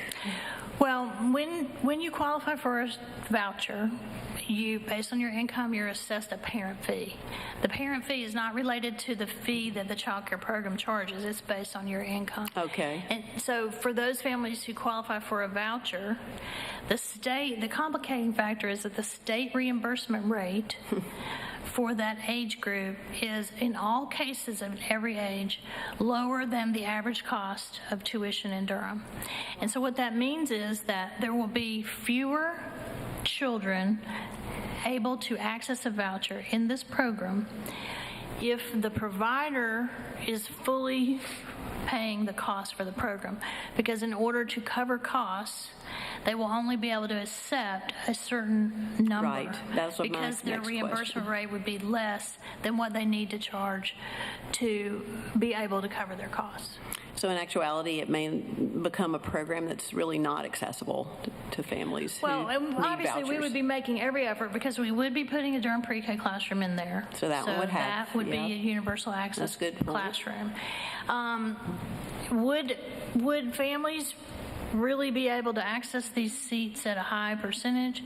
I think you obviously would have to do all the math, but in reality, it would be a lower percentage. We would try really hard to get them to 20% of their seats, but again, it would be quite challenging. If the rent is at the market and if there's $300,000 to $500,000 they have to come up with for the rest of the build out, and long term they have to look at that over 15 years of their lease and all that. How does this work at Whitted, the old Whitted school? Is that one is that rent subsidized? At the old Whitted school, Durham Public Schools, they're operating their program. They don't charge. There's no fees involved. That is operating as a school, and they are being reimbursed by the county through the county public school budget. They're being reimbursed through Durham Pre-K. They use Exceptional Children's federal dollars. They have braided funding streams to operate Whitted, and Whitted School is part of their facilities budget. Gotcha. Well, this is really hard. Yeah, it is. I don't know the answer. Yeah. Do you have a recommendation? Pick the best one and then come back. I mean, we can pick the best one and come back, but what we can say to you is that the best one may not work out in the lease arrangements, and we would just, I mean, you know what I mean? We would then have to go back. I want families to be able to afford this, clearly. That's one of the reasons we're building affordable housing here. And one of the ways you help families afford housing is to be sure they don't have to pay every dollar they make to child care. And so, no, I agree with that, but what I'm saying, if that is the case, like, let's really be honest, then we should have written an RFP that was just for nonprofits and thought about this as opposed to today. I'm not negating any of the claims that have been brought up here today, but again, I want the best for the kids, and even through your very competitive applicant process, there was only one nonprofit left. There were three. Excuse me, three. Thank you. One. So I agree with everything. I'm just saying we might have, should have, and this is a learning experience because I didn't know this stuff either, right? So I'm not kicking anybody. But if that was, now that we know it's a priority, I'm curious. I don't know what the pleasure of the board is, and I'm holding my questions out. Email. I had a few, but do we open this thing back up because we didn't think about these little idiosyncrasies? Mm-hmm. Well, one thing for clarity, just to be sure you're aware, there are not anywhere near as many nonprofit child care programs in the state of North Carolina as there are for-profit. And in Durham in particular, there are very few nonprofits. So, and I can send you a report that tells you exactly how many. I'd be happy to send you all that information. But that doesn't mean you shouldn't do that. I just want to be sure that you know that we had, of the 14 applicants, 3 were nonprofit. And that ratio felt about pretty correct to us based on the number that exists. do we have legal authority to provide Durham County issued voucher sorts of things? Like, let's say, for-profits are able to be selected to, occupy this space and run the high-quality child care, and we're going to make it more accessible because we are, providing vouchers over and above what the state provides, and we're going to pay more. I mean, is that even an option, something like that? Right off the top, I do not know, but we can certainly talk with the DSS. Just thinking of all kinds of ways to make it affordable. I can share with you that presently, make sure it's an eligible community for public assistance. Yeah. Right. Well, just to share with you, you are paying for subsidizing. Is that what you call it? Wouldn't that be subsidizing? You'd be subsidizing families versus subsidizing the facility. Mm-hmm. Just for clarity, you have your DSS voucher program for child care that's paid for through state and federal dollars. Then you also support that by the money that you pay indirectly for those by having a social service office, all the money you contribute to help run the office.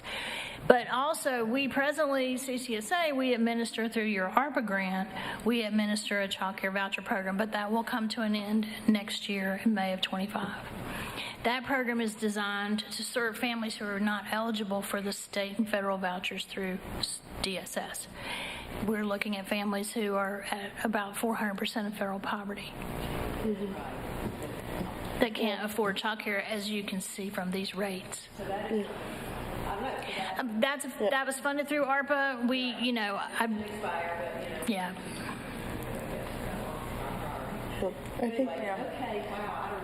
I think for me, it's kind of like with the RFA, you've put all the minimum requirements, like that's something that we all agree on, and they're all meeting. I think for me, like personally, the next priority is that how accessible is it to the families? As someone who has a child in childcare right now, about $18,000 a year. Me and Booker used to want 4 kids until we started Aliyah in daycare, and we're like, no, we can afford 2. And I think there is just looking at, like, for my preference would be looking at which option is going to be opening the doors the most for our Durham County residents to have this option for childcare that's affordable and accessible. That's my personal priority. Yeah, I guess I misunderstood that slide when you go back to recommendations. At the very beginning, back to that from slide. 2020? Yeah, I mean, I guess I misunderstood. I thought that was more like, had more teeth to it.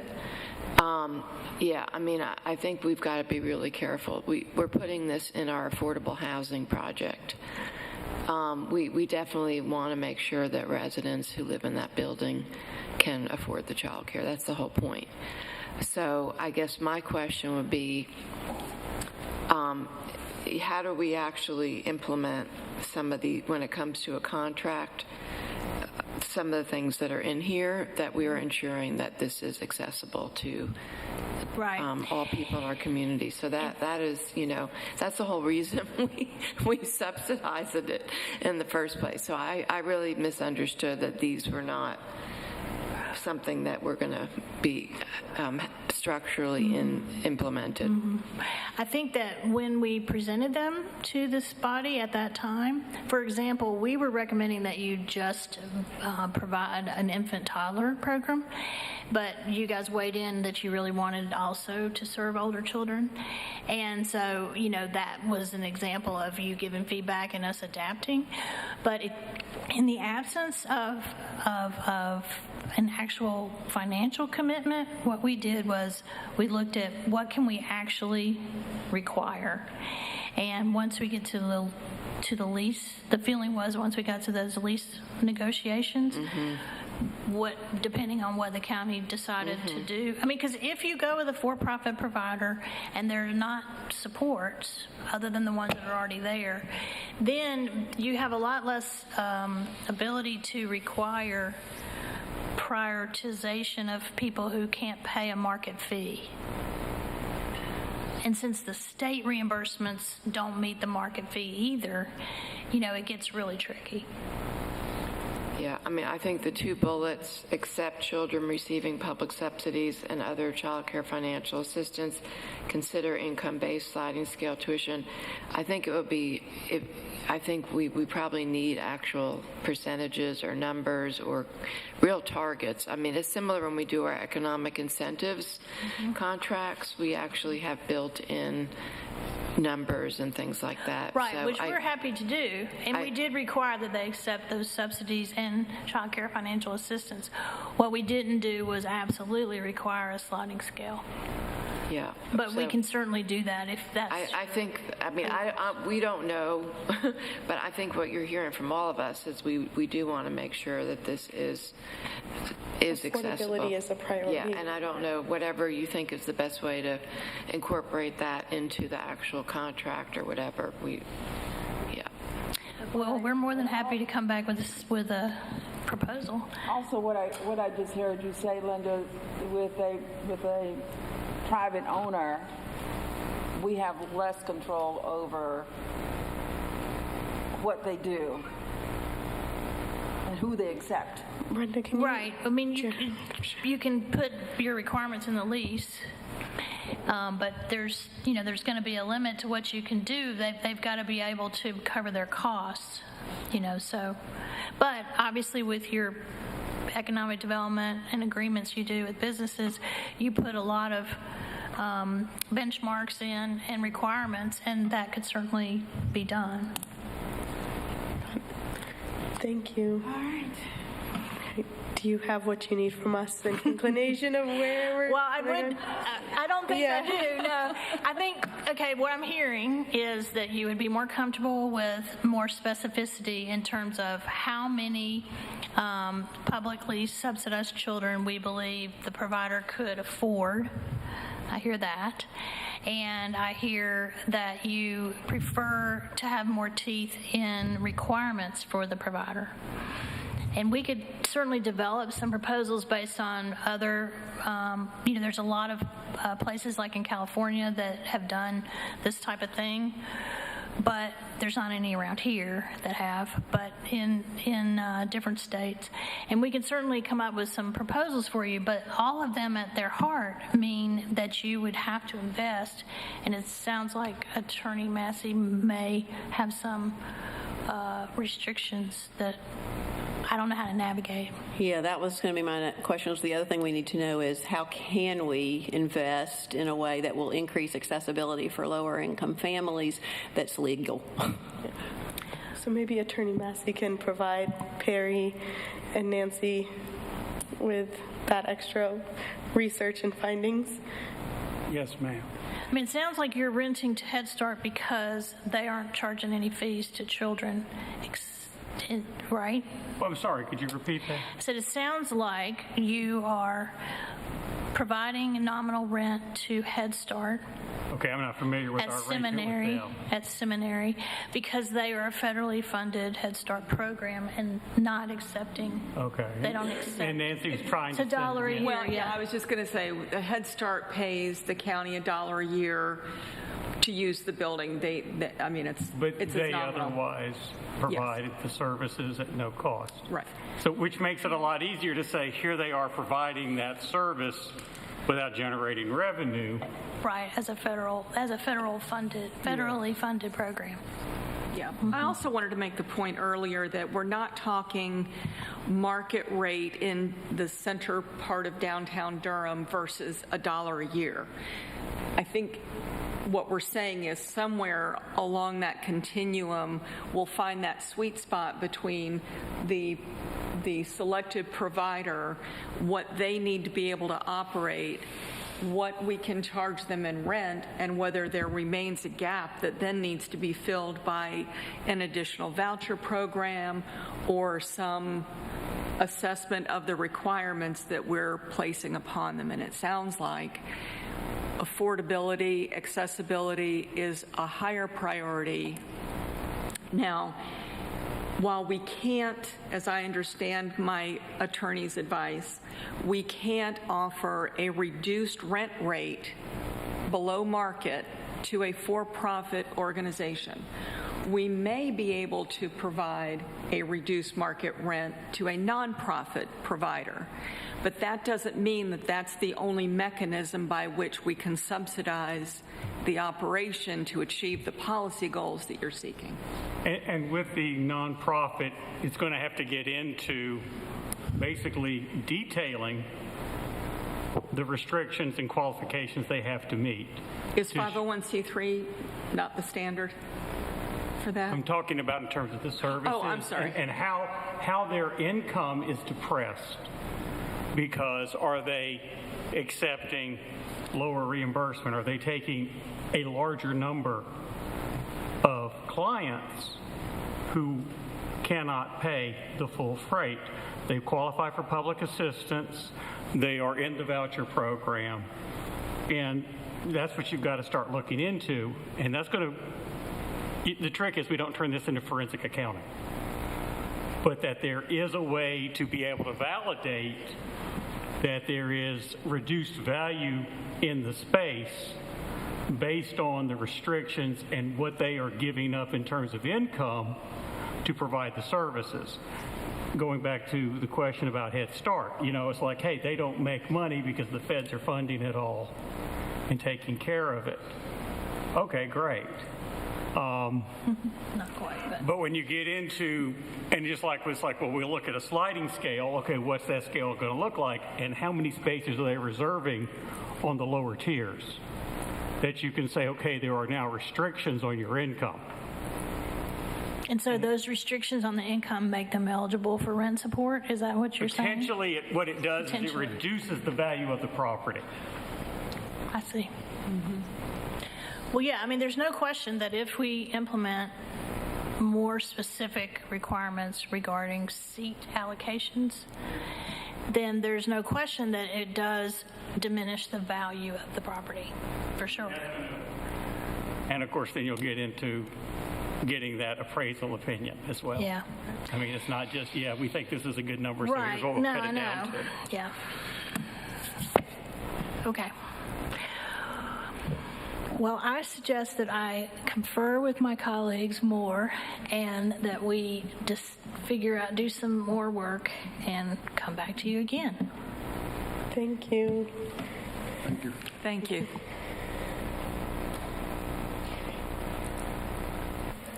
We are even more off track with the time, but I think it was very... No cookies for... Yeah, no cookies for you, Perry.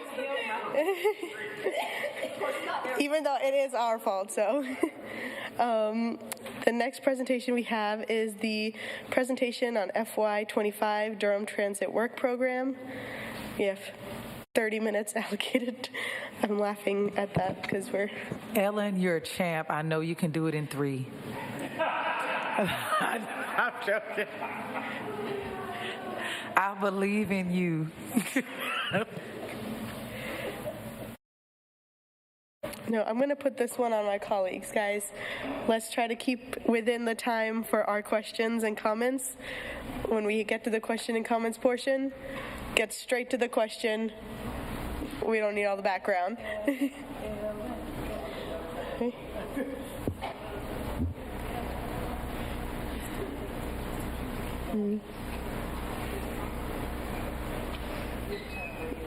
The button on the right. There. All right. Okay, thank you for saving the best for last, all the transit presentations.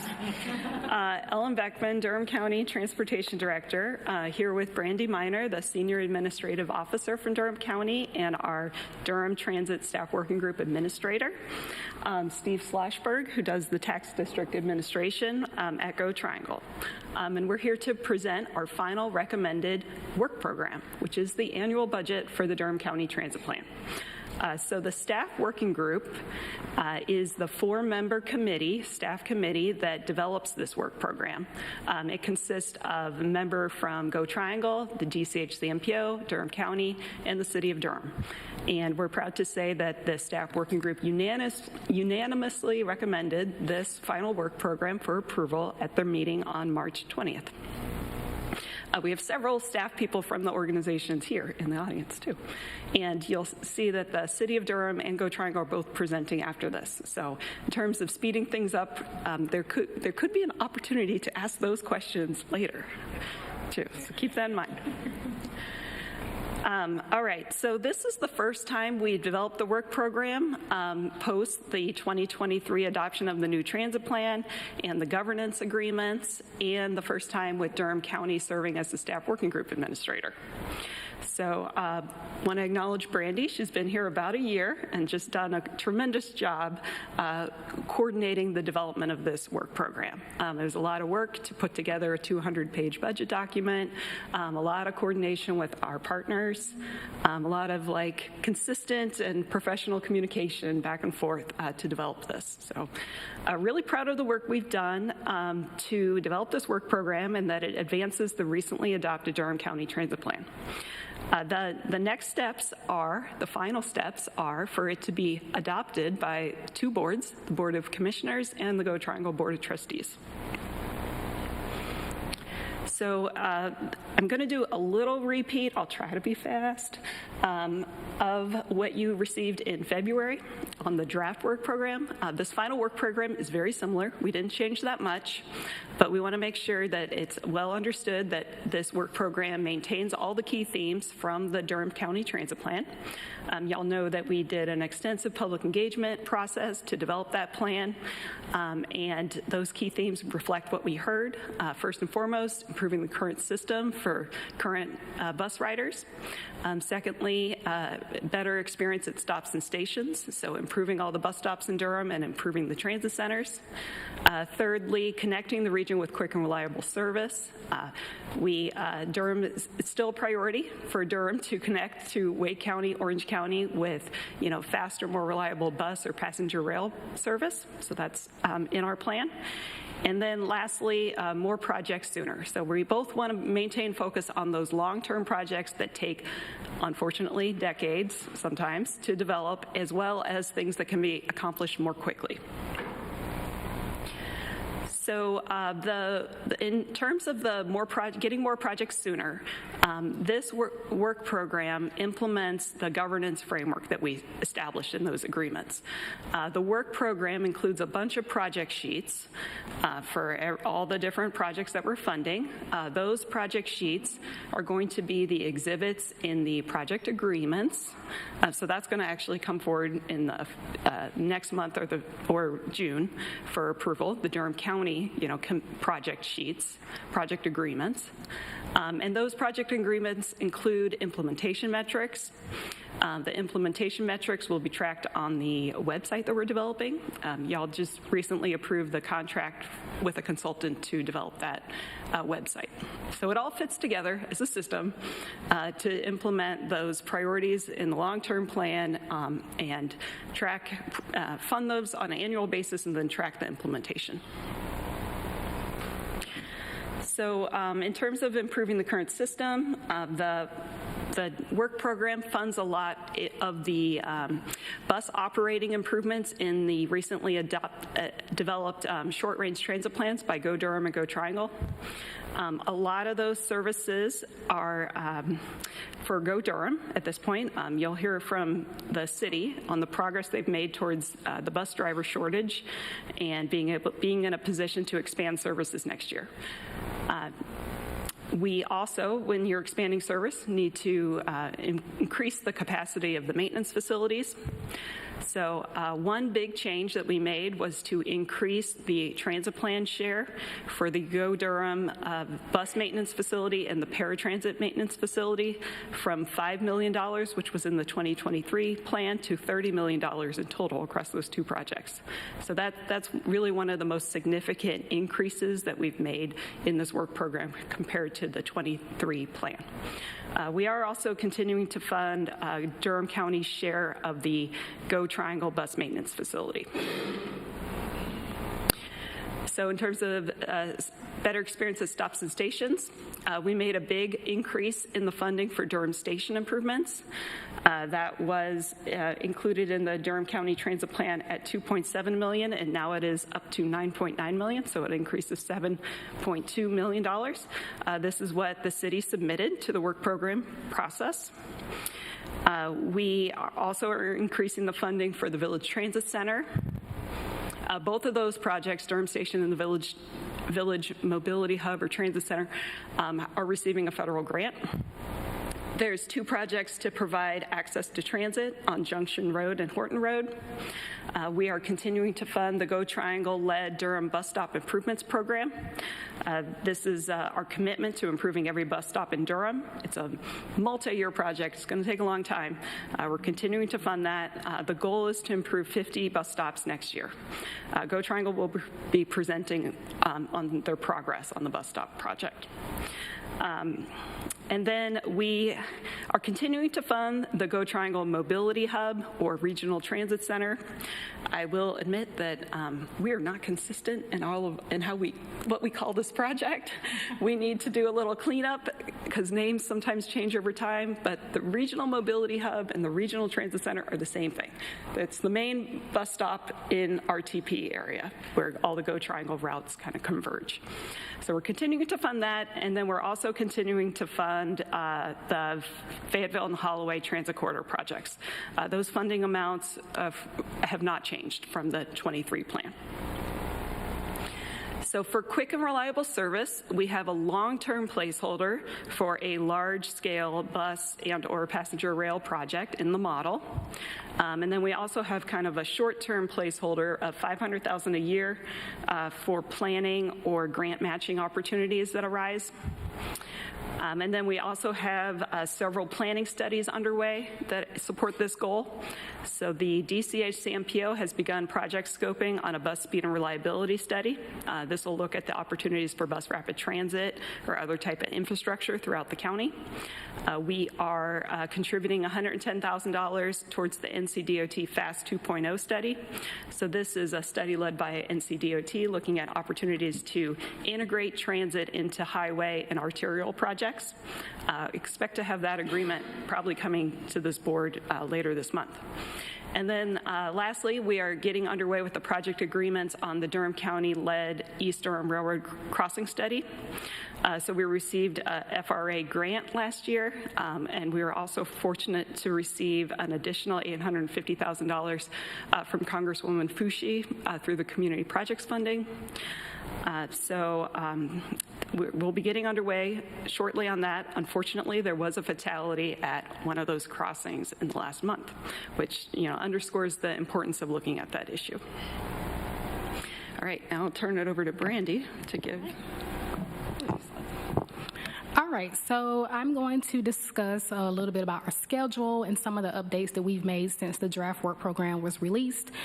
As you can see, the work program was released for public comment for a period of 21 days beginning January 31st. During the month of March, we also presented the work program to the MPO board as well as the Go Triangle Audit and Finance Committee, to which we received positive feedback and support from both. The work program was finalized by the staff working group in March, at the March 20th meeting, and as Ellen mentioned, it was voted unanimously to recommend to move forward for approval.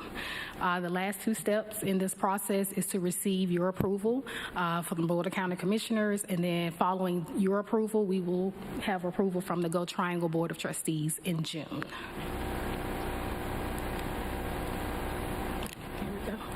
This one, okay, there we go. As it relates to the engagement period, which I mentioned was 21 days, we had several forms of advertising. We advertised on the Go Forward website, which is managed by Go Triangle.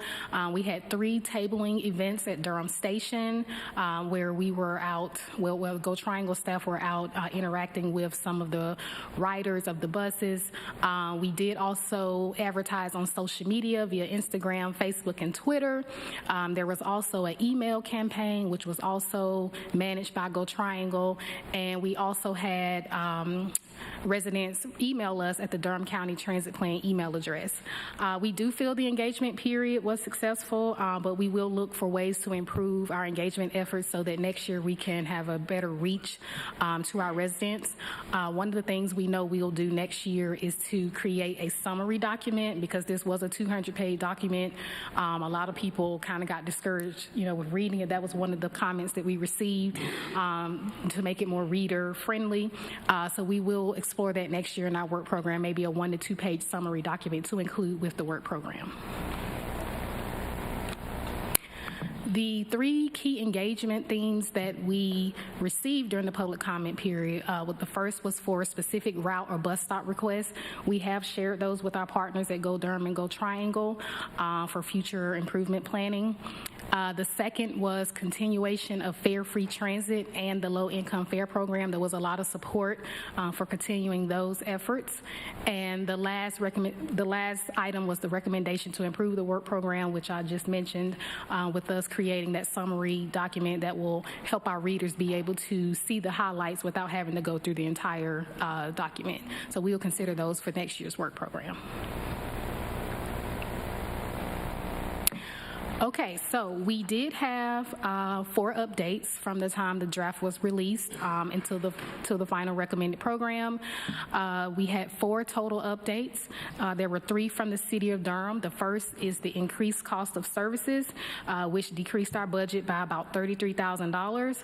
The Transit Governance ILA allows the city to use up to 1/2 of the $7 vehicle registration fee revenues to cover the increased cost of existing services. And so now the ISIS allocation will be calculated based on the actual registration tax instead of the budgeted. So we had a slight decrease in that project.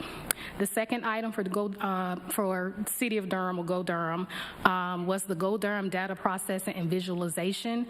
This will increase the budget by $162,810. This was a new request, and this request is so the city will be able to execute their own contract with Swiftly for the data processing and visualization tools that were previously funded through a Go Triangle sponsored project.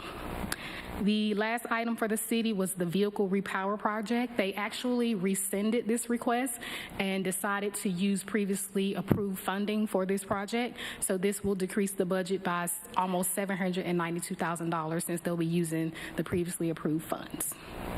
There was one project from Go Triangle kind of related to item 2 for Go Durham, which is also the performance data processing and visualization tool. Overall, this will decrease the budget by a little bit over $99,000. So Go Triangle's Swiftly contract will now only cover their fleet. And so what they've done is they've taken their portion of the Swiftly contract and they've consolidated it into another project and also included about $8,500 for their MPO dues. And so they're completely closing out this project and they're consolidating that project, those funds, into a different project. So overall, that will decrease the budget by $99,567. So those were the only 4 updates that we had from the time the draft was released into the final recommended. Overall, the projected revenues will remain the same that were issued in the draft work program. The final recommended work program maintains the same projected revenues as the draft, and it is an 8% increase over what was indicated in the 2023 Durham Transit Plan. We still have $43 million budgeted or projected for the half-cent sales tax, and overall a little bit over $45.5 million total for revenues. The 4 updates that I mentioned earlier will affect the transit plan administration as well as the transit operations. As you can see, both of those items, you can see the variance in those items from the chart, but overall the operating expenditures increased by $30,664. On the capital side, the capital expenditures decreased by that almost $792,000, which was when the city rescinded that vehicle repower project sheet. So that's the variance you're seeing in the capital expenditures. Overall, the recommended expenditures by agency have changed for the city of Durham as well as Go Triangle, as mentioned in those 4 updates. So overall, our recommended expenditures have decreased by $761,244.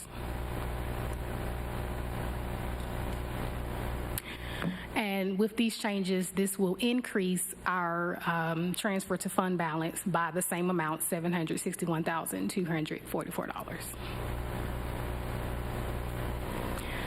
This next slide refers to our capital liquidity.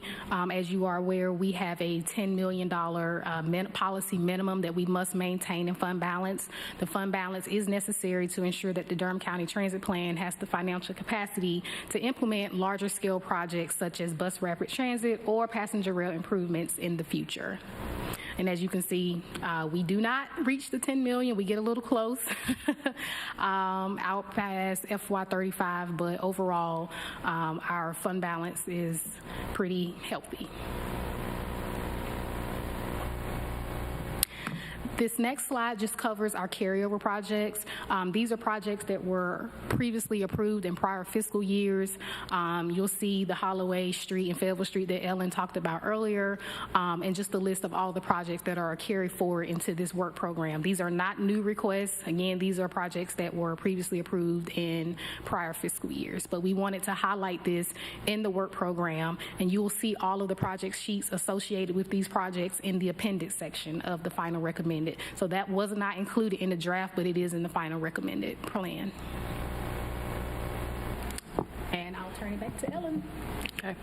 All right, so with all of those project sheets, there's detailed funding tables that show the total cost of the project, what is the Durham County commitment, if there's other funding sources, and if there are unfunded projects. So we want to make sure that it's very clear to you and our partners what the Durham County Transit Plan is committed to. So this chart shows the 6 projects that have some unfunded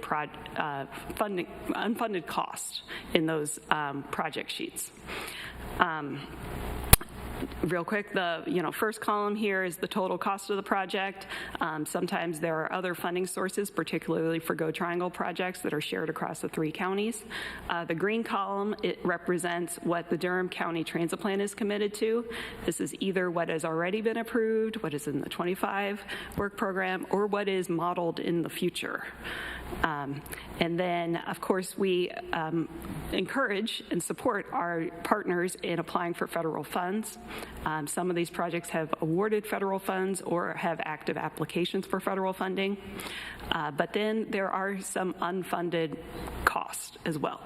And we want to make sure that it's clear that at this point, in terms of what this work program says, the Durham County Transit Plan is committed to those numbers in the green column, and the blue column are really a project sponsor responsibility at this point.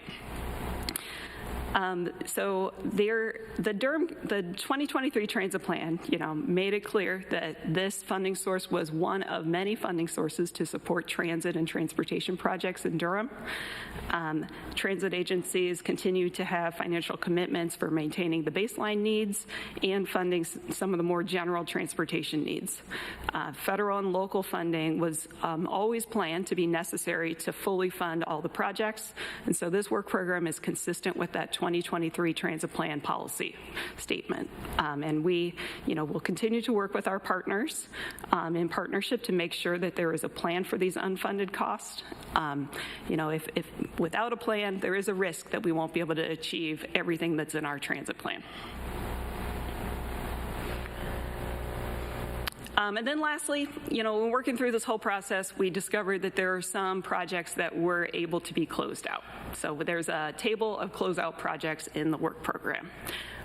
Some of these are closed out because they are finished. Some of these are closed out because they are replaced with other projects or transferred to other agencies, and some are no longer needed. So we intend to formalize that project closeout process in coming years. So with that is our unanimously recommended FY25 work program. If there's any questions, we'd be happy to take it. Thank you, Ellen and team. Sorry, I had to step in and out. But I will bring it to the board for questions. And we have 3 items from Ellen, so Linder. Okay. Commissioner Carter, then Jacobs. Well, first, thank you. What a great presentation. And Brandy, so glad to meet you in person and really appreciate what seems like very complicated and detailed budget work that you tried to help us understand today. And I feel like I have a good grasp on it thanks to your presentation. Thank you so much. And you too, Ellen, as always. And you too, Steve. The one question that I have, I really appreciate the fact that this is unanimously approved by the staff working group, and feels like we should definitely give it our stamp of approval as well. My one question is about the slide towards the end where I guess there's $30 million in unfunded costs for the city, for Go Durham's bus maintenance facility and the paratransit facility. And I see Go Triangle has unfunded maintenance costs too, but they're applying for a federal grant. And maybe I should just ask this when the city presents, but I was wondering what is the plan there for $30 million in unfunded costs between the two? But I can ask the city perhaps. Yeah, I mean the project sheet, and I'll just to give you a little context. The 2023 transit plan included $5 million for these 2 projects. So we are increasing that. Yes. By $25 million to $30 million. Okay. Which represents 50% of the projected cost. Okay. There was a study that kind of developed better cost estimates for these projects, but also we always knew that $5 million was low. Right. We really. Right. We always, when we developed the transit plan, it was a balance of how much do we fund this and how much do we fund that, so that we can try to achieve the most. Right. And so that was one of the things where we said, well, we're going to fund this at a lower amount and hope that there's other funding sources. So with the increase in revenues, that we've modeled, and we were able to increase this. Okay. So we increased it by $25 million across those 2 projects. But yes, it still doesn't fully fund the projects. It's probably going to take several years to develop these. So I hope we can work with the city on identifying the other $30 million through local funding or applying for federal grants. Or some other grant. Okay. Thank you. Commissioner Jacobs? I had a very similar question about this, and I do look forward to hearing what the city has to say. But I wonder, Ellen, when we decide what we're going to invest in, whether it's a Go Triangle or a city project, what type of vetting process are we going to be using to determine if it's a good investment, if adequate planning has been done, whether there is a plan for project delivery, for going after other funding sources? How are we incorporating that going forward in our new process? Everything goes to the staff working group first. I guess that's the purpose of the committee, is to represent the 4 agencies and be a forum for discussing budgets and strategies before it comes to this board or the Go Triangle board. So that's where it should begin.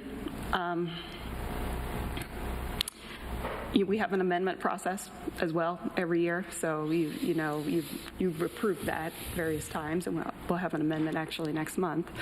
So there's a regular process where we revisit that and bring forward any changes. We generally, ask that our project sponsors present memos or presentations at those staff working group meetings.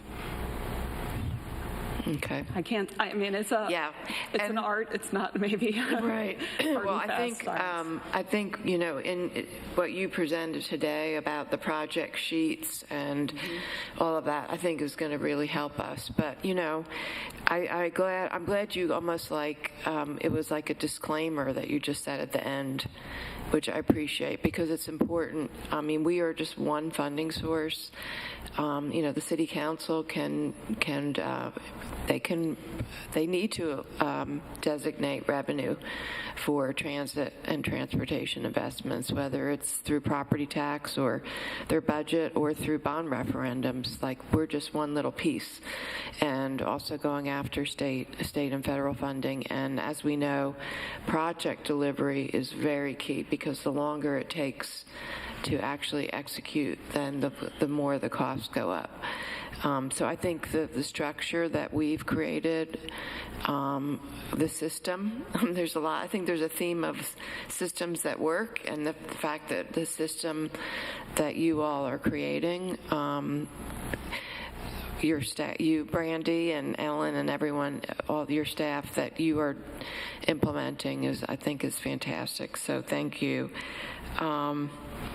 I was also great news about the additional funding for the railroad grade crossing. That $850,000, what will that be used for? Can it be used for like the next step, or does it have to go through for the planning? Great question. This is very new. Really, we just had a conversation last week with our FRA partners about this. So there's some options that we're looking into. I can't say exactly what it's going to be used for at this point, but. Okay. All right. Well, it's good to have the money.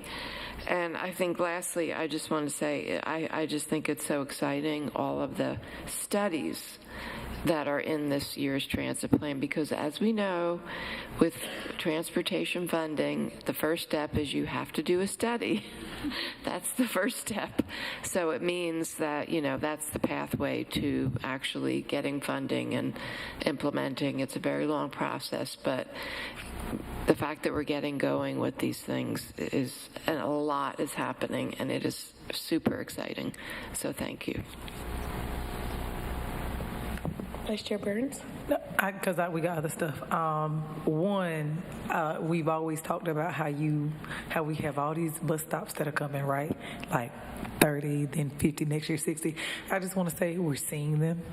Like, we're seeing them, and that means a lot to me. It means a lot to the folks that we represent the community. I think people did not believe it. I can think of 2 on Gear Street that are especially impressive. Like, they're not stakes in the ground. They're concrete. They're shelters, and folks are super excited about them. So we always ask y'all about them. I just, we do that every time we come here. We ask about the number, ask about the tracking, ask about the progress. I just want to give some flowers to say I got some folks in my neighborhood that don't have to stand in the rain no more. So please keep that work up.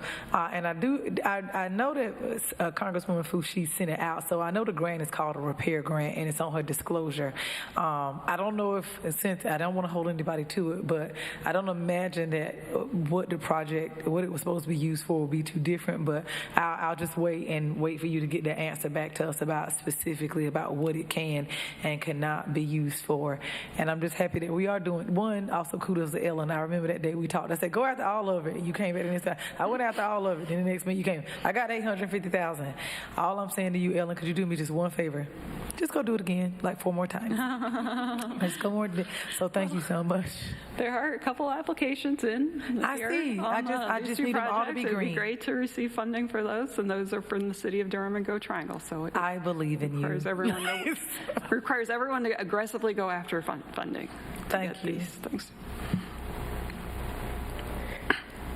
Thank you so much. I think that's all the questions for this item. I just really like that you guys have a staff working group on this also.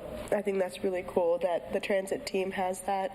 I'm wondering what other departments and areas of work could we have like a staff working group, because I feel like, especially when so much comes to us, when I'm listening to this presentation, I'm like, well, if it was unanimous among staff, then it's pretty straightforward. But thank you, I think. So, Madam Chair, I know you were looking at me, but I'm in this conversation so much, I felt like the other board members need to ask the questions. But thank you. Thank you. And thank you all for your presentation. Yeah. Team. Ellen, you can stay in the hot seat. We'll move on to the presentation from the City of Durham of the FY23 Go Durham Annual Report.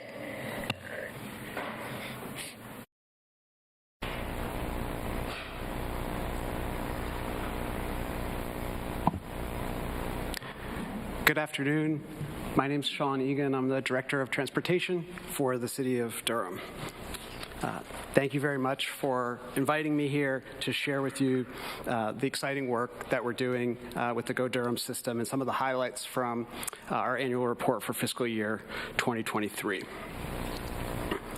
So for the Go Durham Transit System, fiscal year 2023 was defined by continued recovery from the impacts of the COVID-19 pandemic and transition to a new management approach. Slide. Thank you.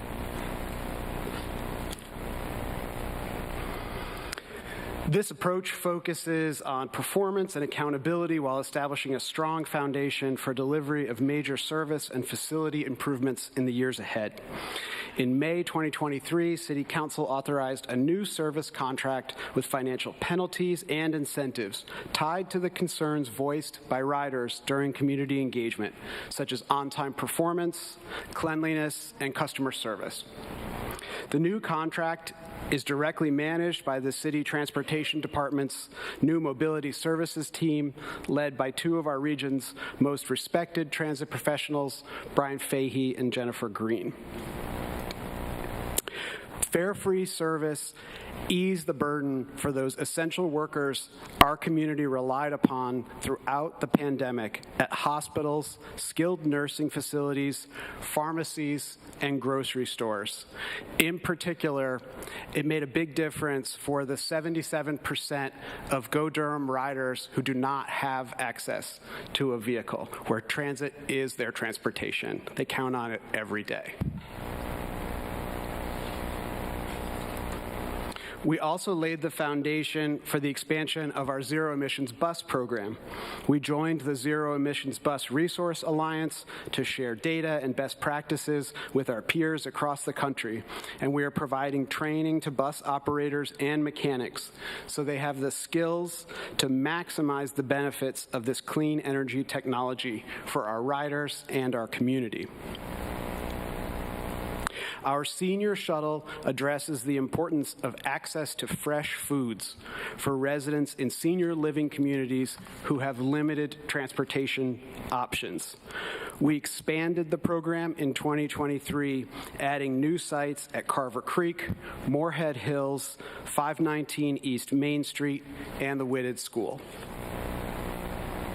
In February 2023, the Durham City Council recognized 16 inductees to the Million Mile Club, recognizing extraordinary achievement of bus operators who safely navigated a 40-foot bus through our streets for more than 1 million miles without a preventable collision. We provided over 910,000 more annual passenger trips in FY23 compared to FY22, a 19% increase. And average daily passenger trips increased by over 2,400 compared to FY22.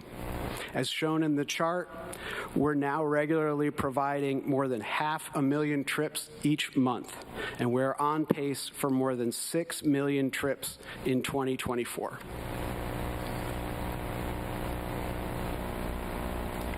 By population, the city of Durham is the 4th largest city in North Carolina, but our transit system has the 2nd most ridership in the state.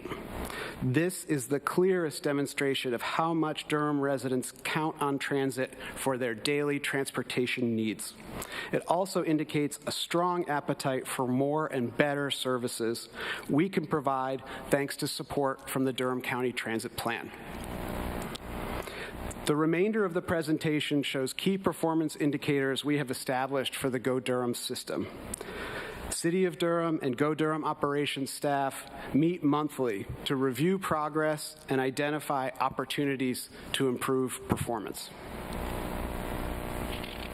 Safety is our top priority, so we will start with these KPIs. We track incidents at our Durham Station terminal, where we have nearly 12,000 daily boardings, as well as onboard incidents on all of our routes across the system. As shown here, rates are consistently below target, but we continue to develop training and customer engagement tools to reduce the frequency of safety incidents on our system. We continue to closely track operator assault incidents, and even the one we experienced in FY 2023 is one too many. Improved training and coordination with law enforcement have helped to limit the number of assaults and threats to bus operators.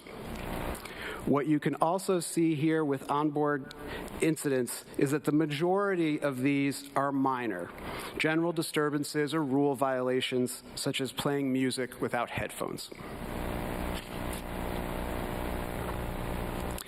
What we call preventables can be a major collision or something as minor as a side mirror striking a canopy or a tree branch. Note that in September 2021, we had 0 preventable crashes. We are working to make that a regular feature rather than the exception. We created the Million Miler program to recognize those bus operators who have logged 1 million miles without a preventable crash. Due to the importance of transfers at Durham Station, the target for on-time arrivals at the station is 99% or better. For all of the time points across our system, the target is 90% or better. And we're trending in the right direction, but more work is needed, analyzing delays, adjusting schedules, and hiring more bus operators to reach our reliability goals. The data visualization and route performance analysis that you just heard about in Ellen's presentation is a critical tool for us to be able to improve the on-time performance across our system. And we're continuing aggressive hiring. The current starting wage is $19.65 per hour with generous benefits, and that will increase over $20 an hour in July of this year. So visit godurhamtransit.org/careers for more info, and please spread the word that we are hiring. The red line here shows scheduled hours and is used to measure the share of published 2020 service levels that we provided in 2023, taking into account announced service reductions due to staffing shortages. we're consistently around 100% for this measure of how we match, how much of the service that we publish we deliver. The blue bars show the difference between budgeted service and actual service delivered, reflecting the reduction to approximately 80% of budgeted service levels for FY23. I'm pleased to report that in January of this year, we increased service to 100% of 2020 service levels, and hiring continues and will enable service expansion to begin on the 27th of this month on routes that serve Durham Tech, the Duke VA campus, the regional transit, and the regional transit center. So our 6, 7, 8, 9, the 9 route in Bragtown, and the 12B will all see service improve after 7 p.m. with 30-minute service as part of the first expansion that we've been able to do in more than 4 years. Can you just explain the slide? So the 100%, the blue bars are if we had enough operators to deliver 100% of the service that's in our budget. So we lined up the dollars. There was funding in the Durham County Transit Plan for us to be able to increase services, but because we didn't have the staff, we fell short. We were only able to deliver 80% of the service we had the dollars for. But so you would still provide, we're still providing 100% or more of scheduled hours. Of what we publish, right. So what we tell the community. So we told them we're going to be cutting back service on these routes. And we're, in terms of what we've published, what we print in the... So it's not 100% of scheduled hours that we've been providing. Like the 100% that we've been getting from July 21 through May 23 is not the same. It reflects the published service cuts, right?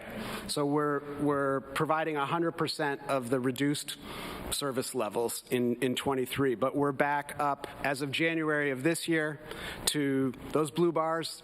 If they extended to January of this year, would be up at 100% because we're back to that 2020 service level. We've done major hiring over the course of the last year, and that's enabled us to get back to full 2020 service levels. And then on the 27th of this month, we'll start expansion beyond those 2020 service levels.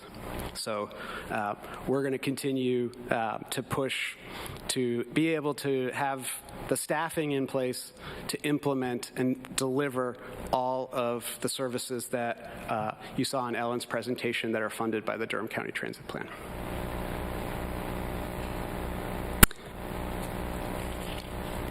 So each month,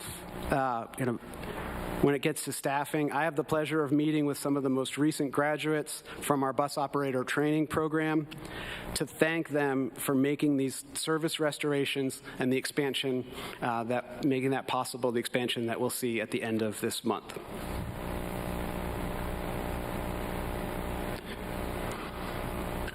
We've set an aggressive target of more than 20,000 miles between failures, and we fell short of this goal repeatedly in 2023, as 1/3 of our fleet is at the end of its useful life and scheduled for replacement with the arrival of 18 new buses in 2026.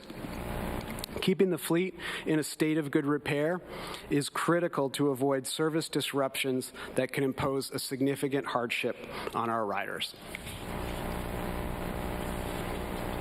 An important change we made with the new contract was to add a senior director of customer engagement and marketing focused on the customer experience at Go Durham.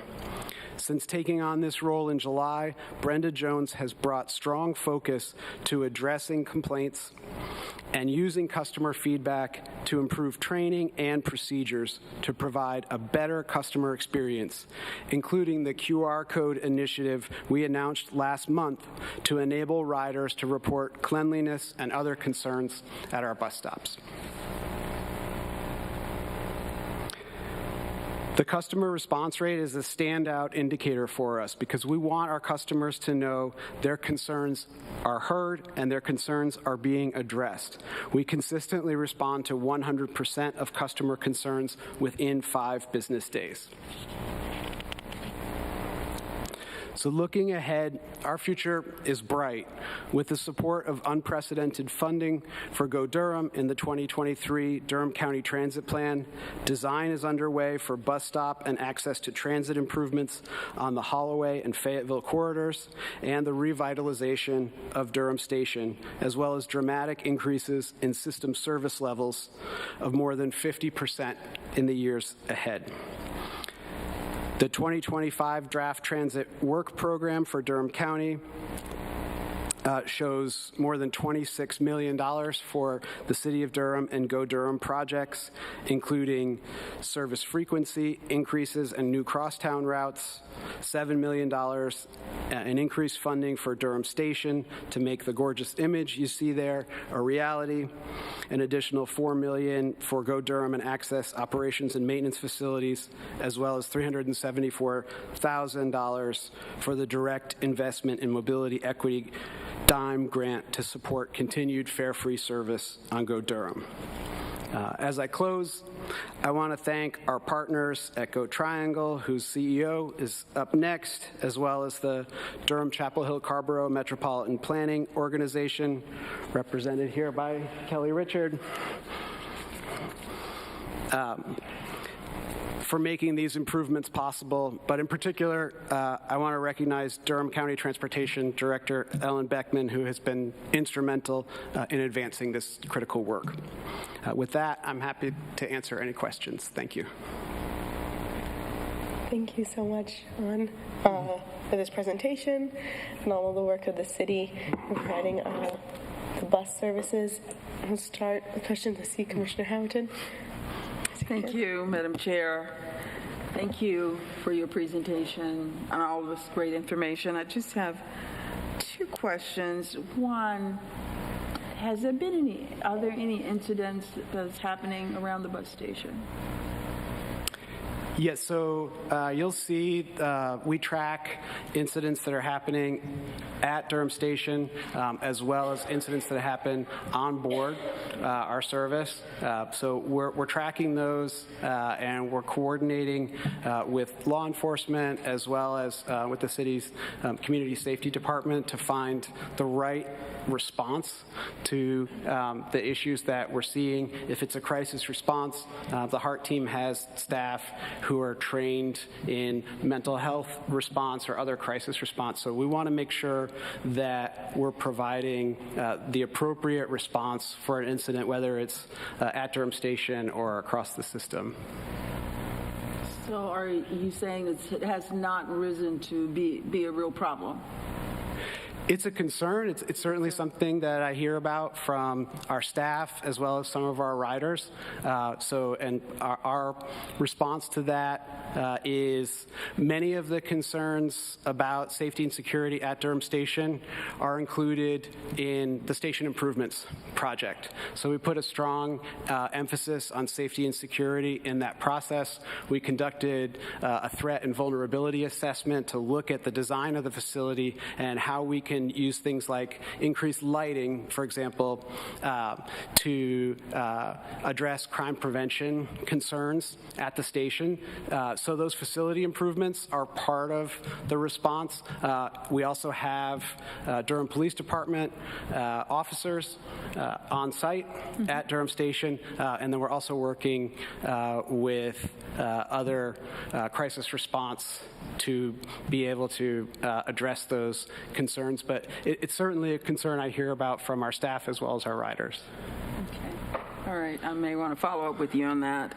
The other one is infrastructure. We've had so many complaints in Southern Durham about transportation and the infrastructure that's not there. Is there any plans around transportation in those areas? I'm talking about Southern Durham.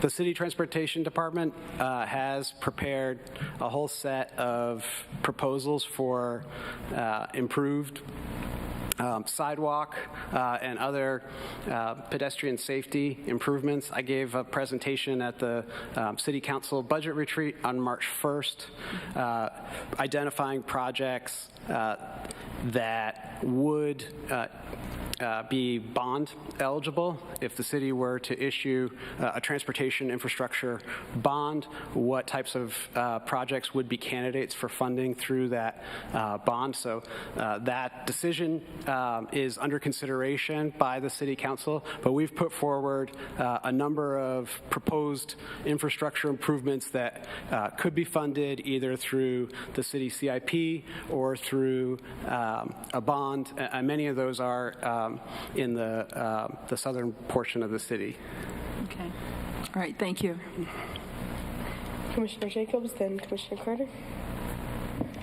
Well, thank you so much, Sean. I really appreciate you coming and presenting to us. I think it's really important as we strengthen our partnerships and working together, and especially since now, with the new Durham County Transit Plan, 70% of our funding is now going for local bus service, other types of investment in bus. And just to remind everyone that when the Durham County Transit Tax was approved to voters, it was really supposed to be designated for regional transit.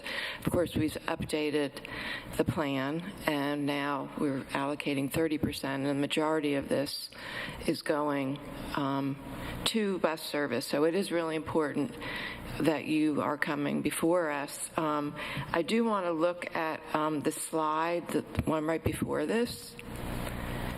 I mean, what strikes me is that it looks to me, when I look at the orange, that the amount of funding that the city, in the orange has stayed relatively flat.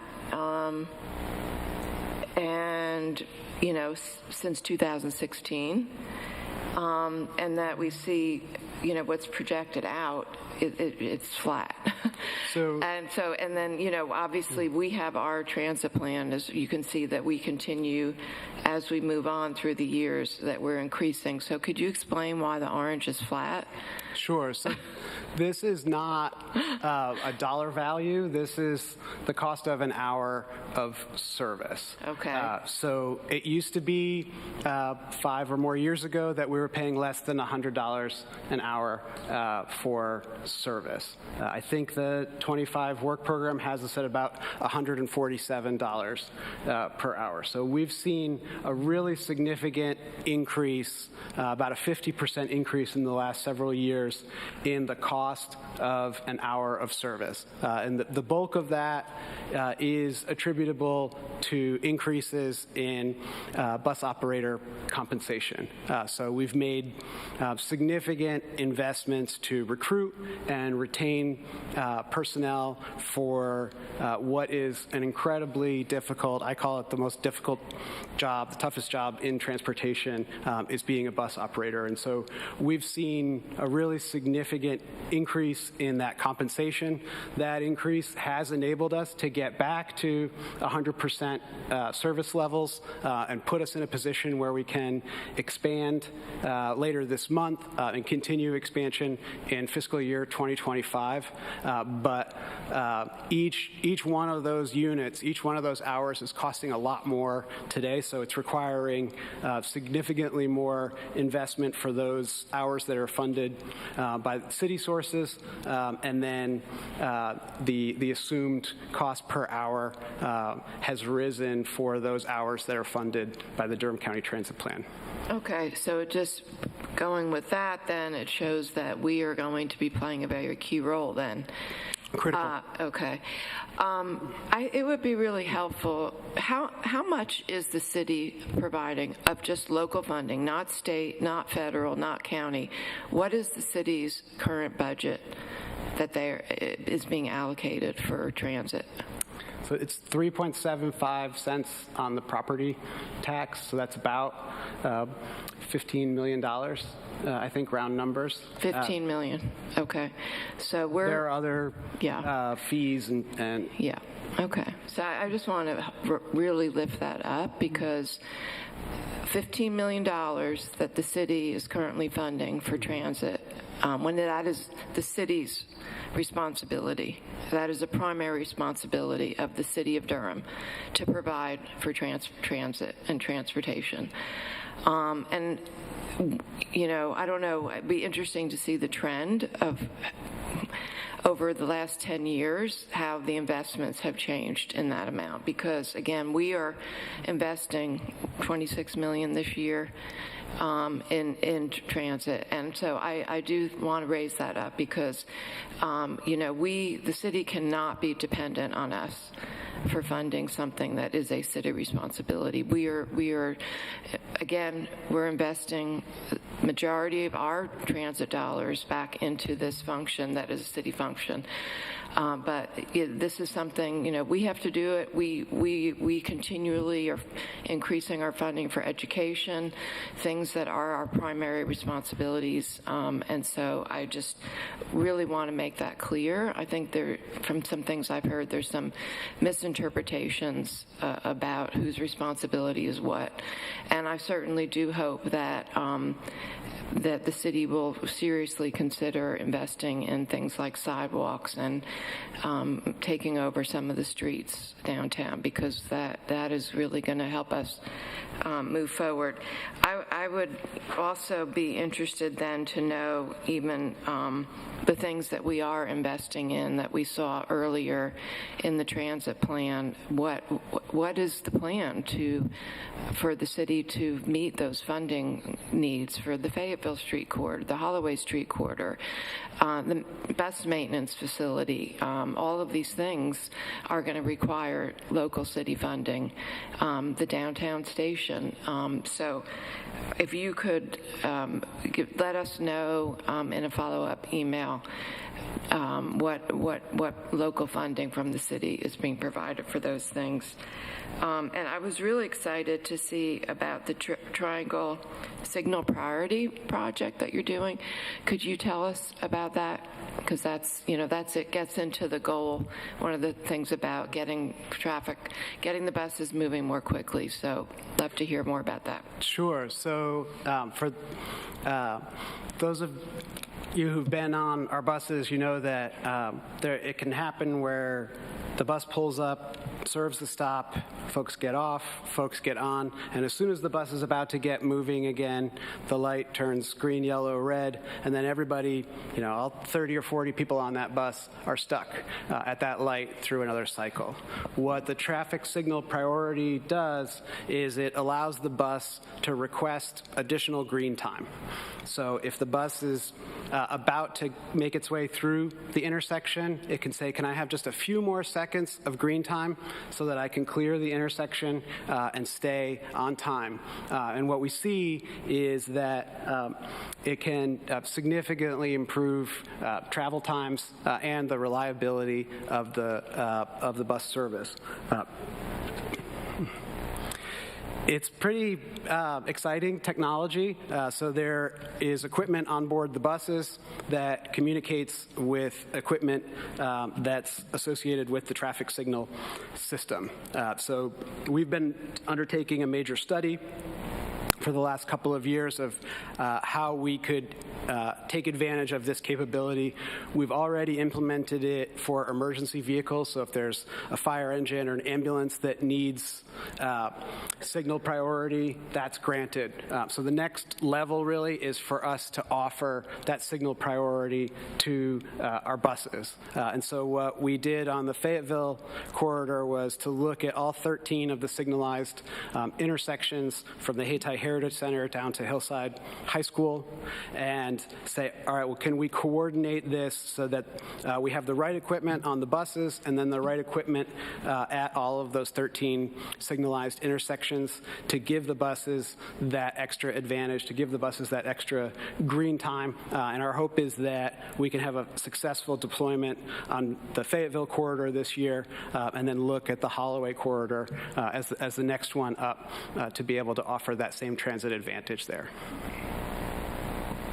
Well, that's very exciting, and I hope we can replicate this on other corridors.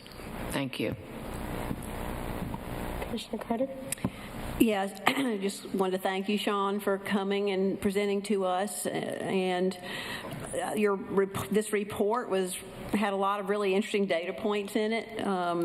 All of your KPI data collection that you're doing, I think, is really interesting and helpful, I'm sure, in the planning that you all are doing. It's exciting to see the improvements that are happening, partly funded by the city, partly funded by the county transit tax dollars, and really grateful for that partnership. One of the standout data points you presented today, in my mind, was the fact that, and I just want to even be sure I have this correct, but that Durham has the second largest ridership in the state. That's right. Ahead of Wake County, even. Ahead of the city of Raleigh's Go Raleigh system, city of Raleigh, as measured by unlinked passenger trips, which is the federal standard for ridership measurement. Incredible. So it is important that we find ways to fund this work and also fund our regional transit needs as well. One question, is there any particular investment in Vision Zero goals that you would want to note that are particularly noteworthy, I guess, out of this presentation or out of the work program that we just approved? I think that the access to transit improvements that we're doing are really a critical step in addressing our Vision Zero goals. So, for example, when Congressman David Price reached out a couple of years ago and asked us if he could come and tour some of our project locations. We took him out to Junction Road at the intersection of Junction Road and NC 98. And you can see along the west side of Junction Road proceeding north this dirt path that folks are walking along the railroad tracks, kind of squeezed in between the railroad tracks and Junction Road, where the vehicle traffic is very fast. And we've had a number of collisions, serious injuries, and fatalities even along that stretch. And many of those folks were walking to or from the bus stop. And so that's why we included the Junction Road Access to Transit project as part of the RAISE grant application that we did for the U.S. Department of Transportation for the Holloway corridor. So it would be the Holloway corridor from Roxborough to US 70, but then also sidewalk and pedestrian safety improvements along Junction Road because that has been a high crash location. There's clearly strong demand based on the dirt path that you see beside the road. And so we're moving forward right now with the design of those improvements along Junction Road. We also have an access to transit project on Horton Road near Guess and proceeding west from there. And those access to transit, making sure that riders can safely walk to and from the bus stops is really critical to meet those Vision Zero goals. Thank you. Those are two really good examples. Really appreciate you lifting those up for us. Thanks again for being here today. You're welcome. I had one kind of question about, so the $15 million that the city allocates, so that's 3.5 cents, you said? 3.75. 3.75, and the way that the county transit tax works, that was something that was like voted and allocated separately to have larger transit tax dollars. What is the dollar or the cent amount? Do we half a cent? Yeah, half a cent. Yeah, I'm just like Wendy, like just thinking about the 15 million that the city only budgets versus like, yeah, the county has that fund, but also it's for the larger county or not, larger city county projects. We're just wondering why the city is only funding 15 million when it is one of the main services that the city provides is transit, and especially when we talk about equity and making sure that we have more frequent buses is the step of the traffic signal priority. So I think that's like a conversation I'm thinking of having with our council colleagues of we need more money in transit from the city side. It's certainly an important issue that City Council will need to address. We're right now still able to use some of the federal COVID relief funding that we got over the past several years, but that funding and the remnants of that funding will be fully expended in FY25. So when I spoke at the City Council last month, identified that there is a significant budget need that's developing in FY26 and beyond. And that really is driven primarily by personnel costs, the cost of wages, but also fringe benefits, healthcare, retirement. As we raise those wage rates, all those other benefits are rising along with them, and that's increasing the cost of an hour of service. And so that will be something that the City Council will need to address in future years. We have one more year where we can utilize the balance of that federal COVID funding, but there's going to be an important discussion happening next year, over the next year, in that and how we fund transit going forward. Would you say the same is true for the fare-free, policy that I know is very popular and that we certainly endorse? But how that's going to be funded going forward is, seems like that might be a policy discussion. I think Ellen's even requested some input from us on that. Like, would transit tax dollars be appropriate to use for that? So that certainly is a part of it. That's about, we expect that we would bring in around $2 million a year through fare revenue. The DIME grant from the Durham County Transit Plan picks up about 20% of that revenue loss. And so then the city sources are responsible for the other 80%. But the fare policy is just one part of kind of the structural budget need over the next several years. And I think you're seeing, for example, in Raleigh, they're seeing a structural deficit of about $8 million a year, of which about $2 million is attributable to the fare policy. So even if they decide to re-implement fares, they're still looking at about a $6 million annual structural deficit for their budget. And that's, again, driven by personnel costs. So I would say that our numbers are kind of in that territory. Okay. Thank you so much, Sean, for this presentation. Thanks for joining us at the city, or at the county. Okay, that brings us to our final transit conversation, which is the presentation from Go Triangle. Hi, good afternoon. Thank you for having me today to give you a presentation and update. It's been a while since we've been here, I think.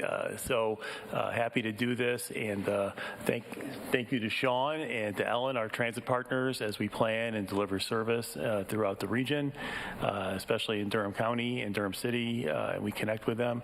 I also would like to thank your colleague Barbara Howerton, our chair at Go Triangle, for her leadership and helping us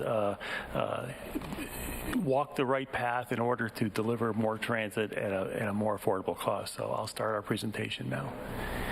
It's just an overview of Go Triangle. If you haven't thought about it in a while, we were established in 1989. It's our 35th anniversary coming up in December. We have a 13-member board, 10 voting members, 3 are appointed by NCDOT, and we have about 280 employees for operations and administrative functions. So we are the connective tissue for the region.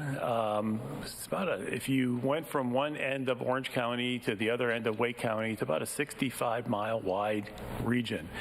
We serve 5 main transit nodes: Raleigh in the red, Cary in the purplish blue, and then we have our regional transit center over on Imperial Drive behind our Plaza building.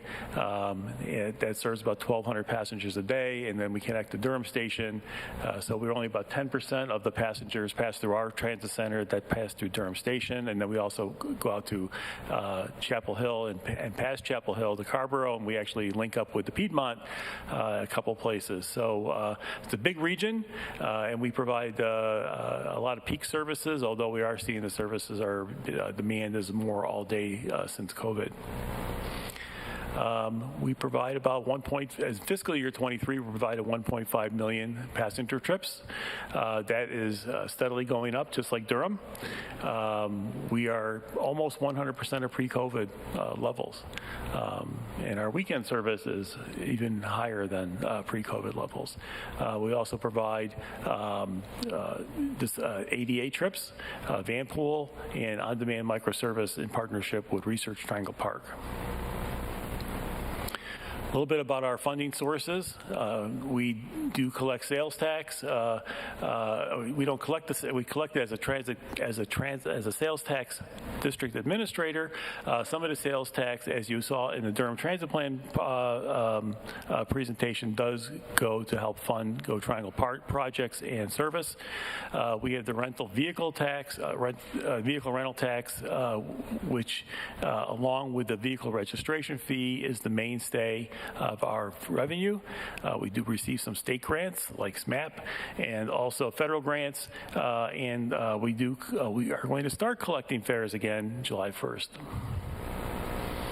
So a little bit about the return to fares. We are just prior to COVID happening, we did have an increase in the fares. This is our chart. This is where we're going to start July 1st. We're going to return to fares and also implement mobile ticketing and cashless payment methods that we didn't have before. We will still take cash at our fare box. We are looking at taking exact change in order to simplify our dwell time at stations. We also are going to work with our partners to create a low-income fare program, so money does not become a barrier to our most needy residents in the region. We're also working with Orange counties and Wake counties on similar programs. I think it's going really well, and also, having trip planning services using the technology that's available today is going to help make our rider experience a little bit better. So we have a study happening now that's going to kick off in the next week or two for Go Triangle's financial review its systems and its processes. So since its inception in 1989, Go Triangle has grown in order to meet the needs of the region, and also grown to, as a tax district administrator, with all the monies that are coming in since the sales taxes were enacted in Orange and Durham County, then later on in Wake County.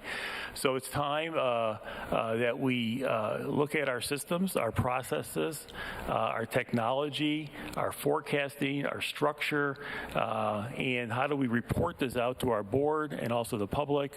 We're looking forward to bringing the results of this study to our board in about 12 weeks, and we'd be happy to come to this body and give you a report on what our findings are.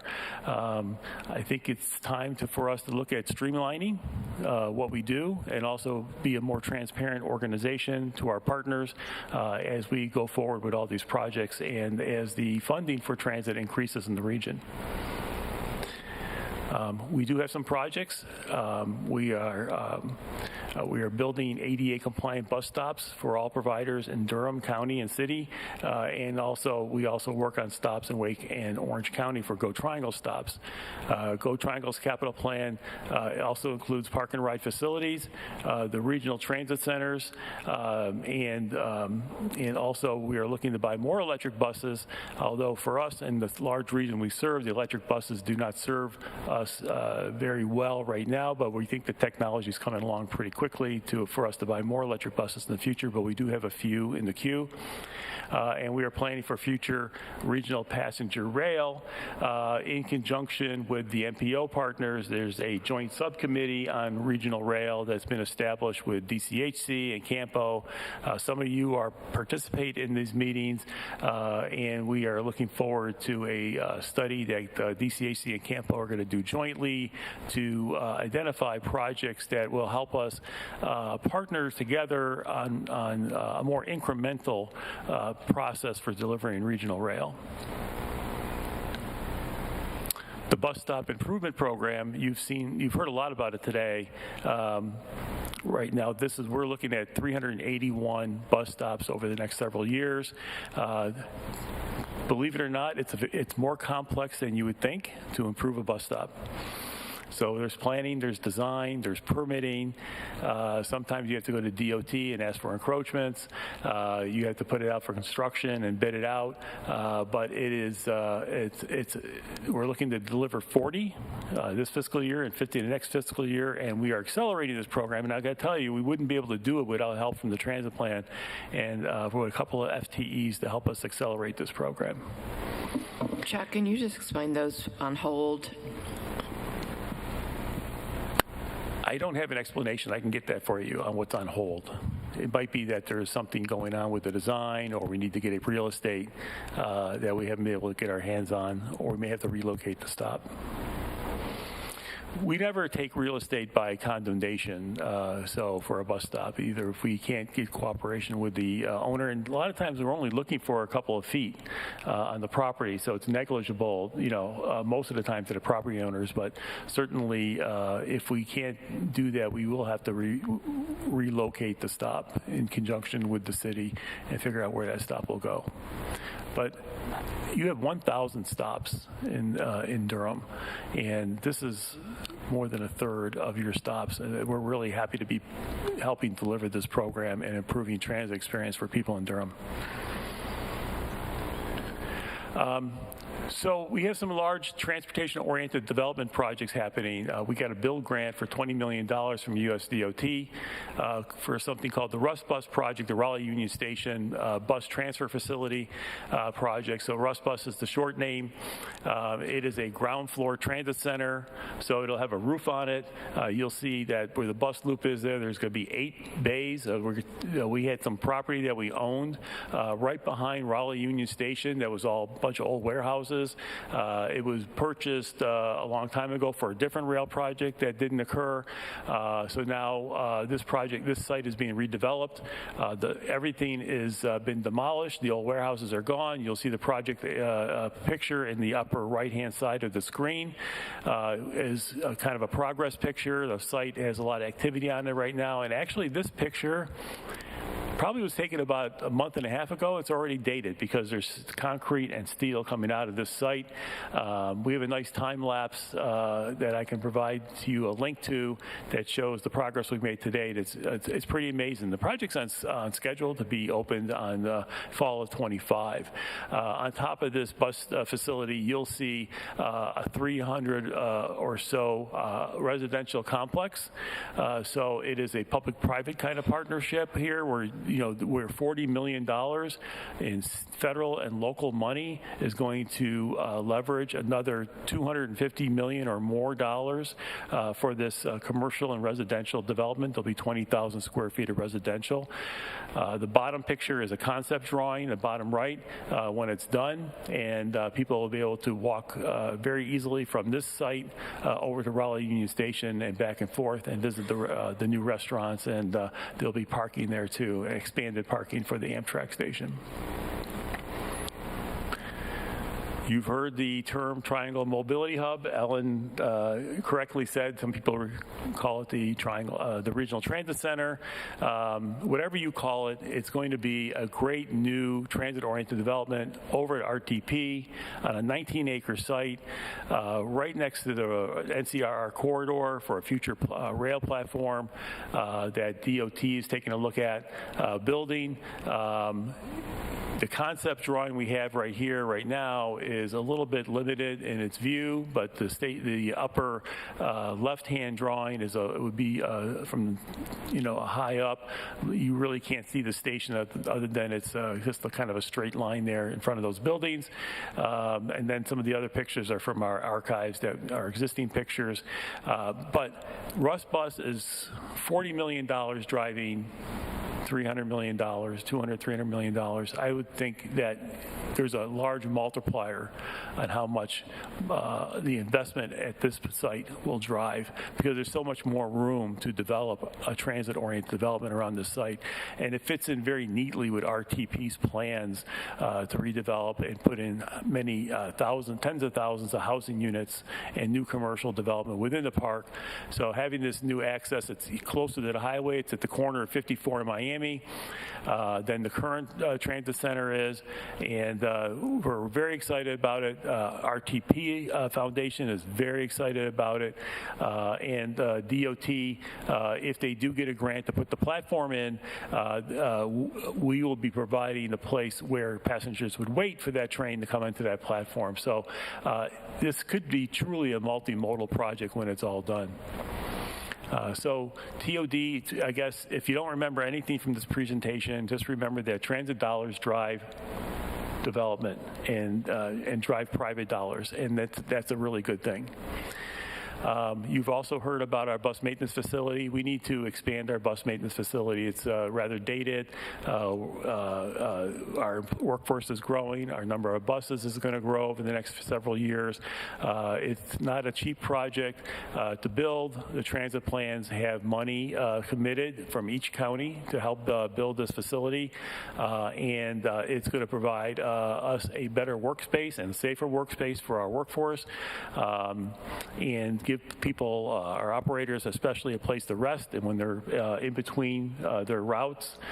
Sometimes we have a split in our shifts where an operator might have to wait 2 or more hours before they begin their next run, and we're very limited in the footprint we have here today. So just like Durham, we are looking to expand our facilities to meet the needs of tomorrow in the coming years.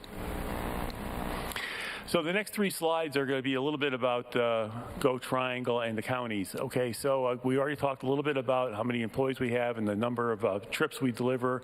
That number will increase for fiscal year 24 when we update our data. We have 29 paratransit vehicles on our, that also help us serve the population here. By route, you'll see on the right-hand side of the presentation of the slide our highest performing routes. The 100 is the highest performing one, and then it just graduates down lower as you get into the different routes.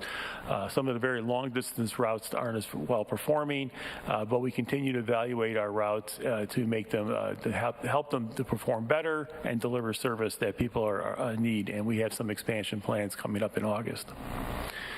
Durham County, your population is rising quickly. We provided 638,000 trips, 778,000 miles. That is a large, about more than a third of all the trips that Go Triangle delivers to each of the counties. So the transit plan is performing very well. Some of your revenues are coming in at $46 million in fiscal 23. And we put this chart in here to show you what your money goes for when it comes to Go Triangle. So out of the $46 million that go into your transit plan through the various revenue sources, mostly sales tax, $6.4 million in fiscal 23 was spent on Go Triangle activities, whether it be managing or administering the transit sales tax dollars. There's money for that. There's bus operations. There's bus infrastructure, capital planning. Some of that was for the commuter rail study that we wrapped up last year. Again, a lot of these numbers will shift in the next fiscal year when we get done with auditing that program. But this is how Go Triangle, this is the number of dollars that Go Triangle spends that come out of the transit plan and how we use them. And I think it's over your $1.12 billion transit plan that you have going till 2040. I think overall, the Go Triangle will consume about $200 million of that. Orange County, similar story here. Of course, less trips there, less passenger service, but lower population or lower performing routes head out to Orange County. But they collected $13 million in their transit plan, of which they expended $1.6 million on Go Triangle activities that we conducted for them, whether it be administrating the tax money, whether it be building out a park and ride. We have several capital projects or delivering more service. The sales tax dollars, and you just keep in mind, these are dollars, when Go Triangle gets them, it's either to provide a service to an administrative service to the county, or it's something that the county did perhaps if the county increased frequency on one of the routes where we meet that route, the sales tax, there's an interest in using sales tax money to help Go Triangle meet that same frequency, so helping us match up. So again, this is a collaborative effort as we go through and plan our transit and deliver service. Go Triangle is kind of like the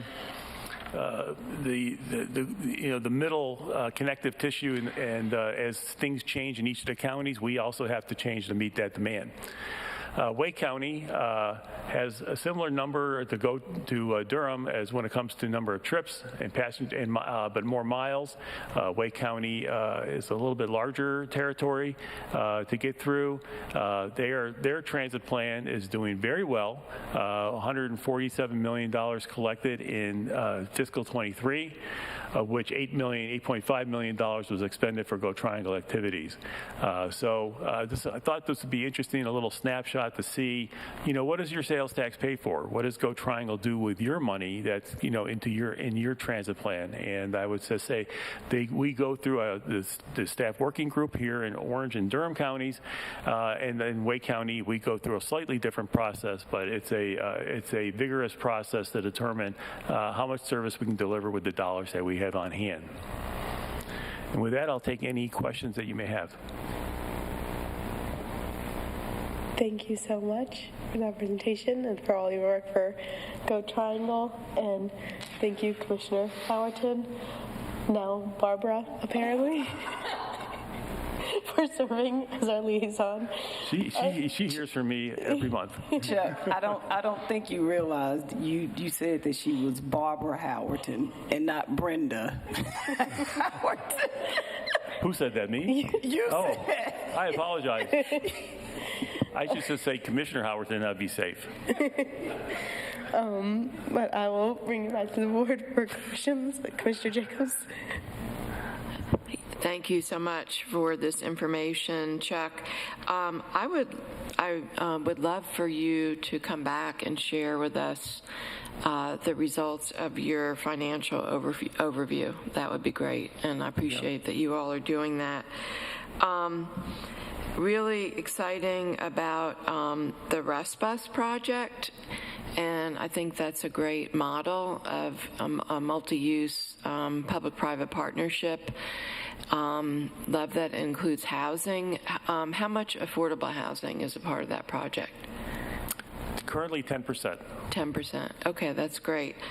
And I'm super excited about the Triangle Mobility Hub. I mean, I think this is really, really key for our future, a place where, rail, bike, bus, BRT, everything is going to come together, especially, also one thing you didn't mention was a direct route to the airport.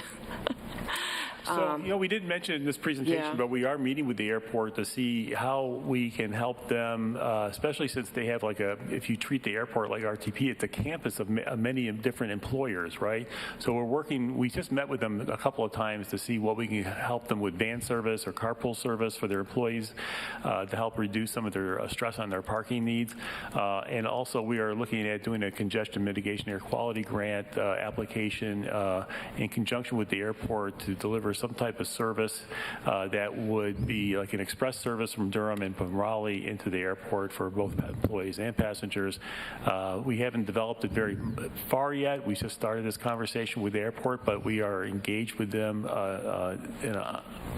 now in order to see what more can be done than the service we have going in there today.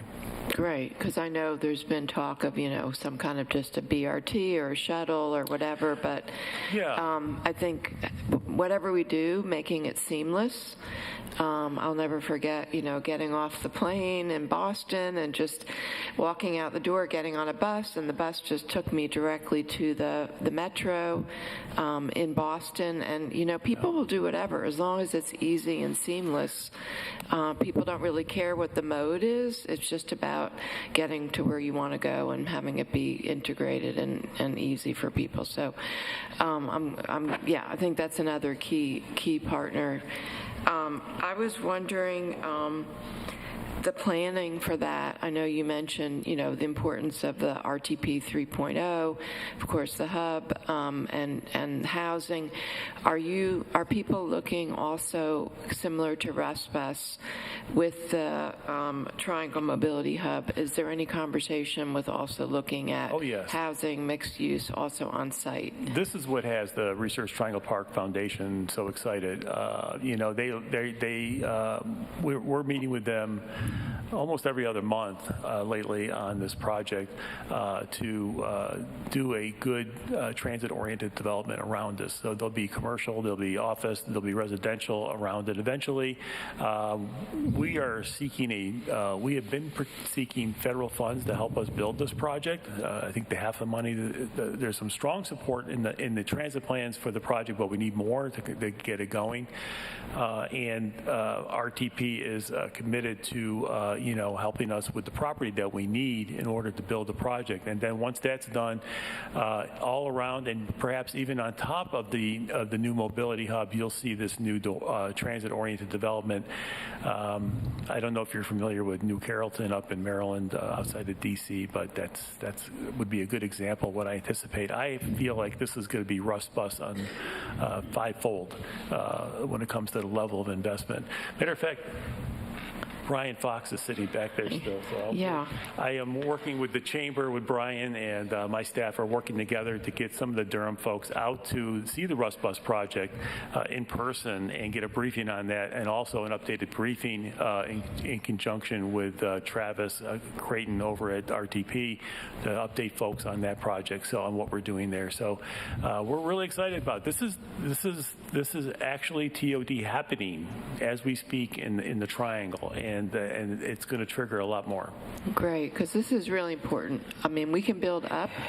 I mean, we talk about how do we protect our environment and places where people don't want development. This is, a great place to put density. And, I mean, there are a lot of people that would love to live over a transit center and roll out of bed and go down the elevator and get on wherever they need to go that way. And I saw that in Vancouver at the Revolution Conference. I went out to University of Vancouver, and their bus station on campus, they had dorms built right on top of it with the students. So you're building infrastructure for future customers, right? So you're driving not just development, but ridership.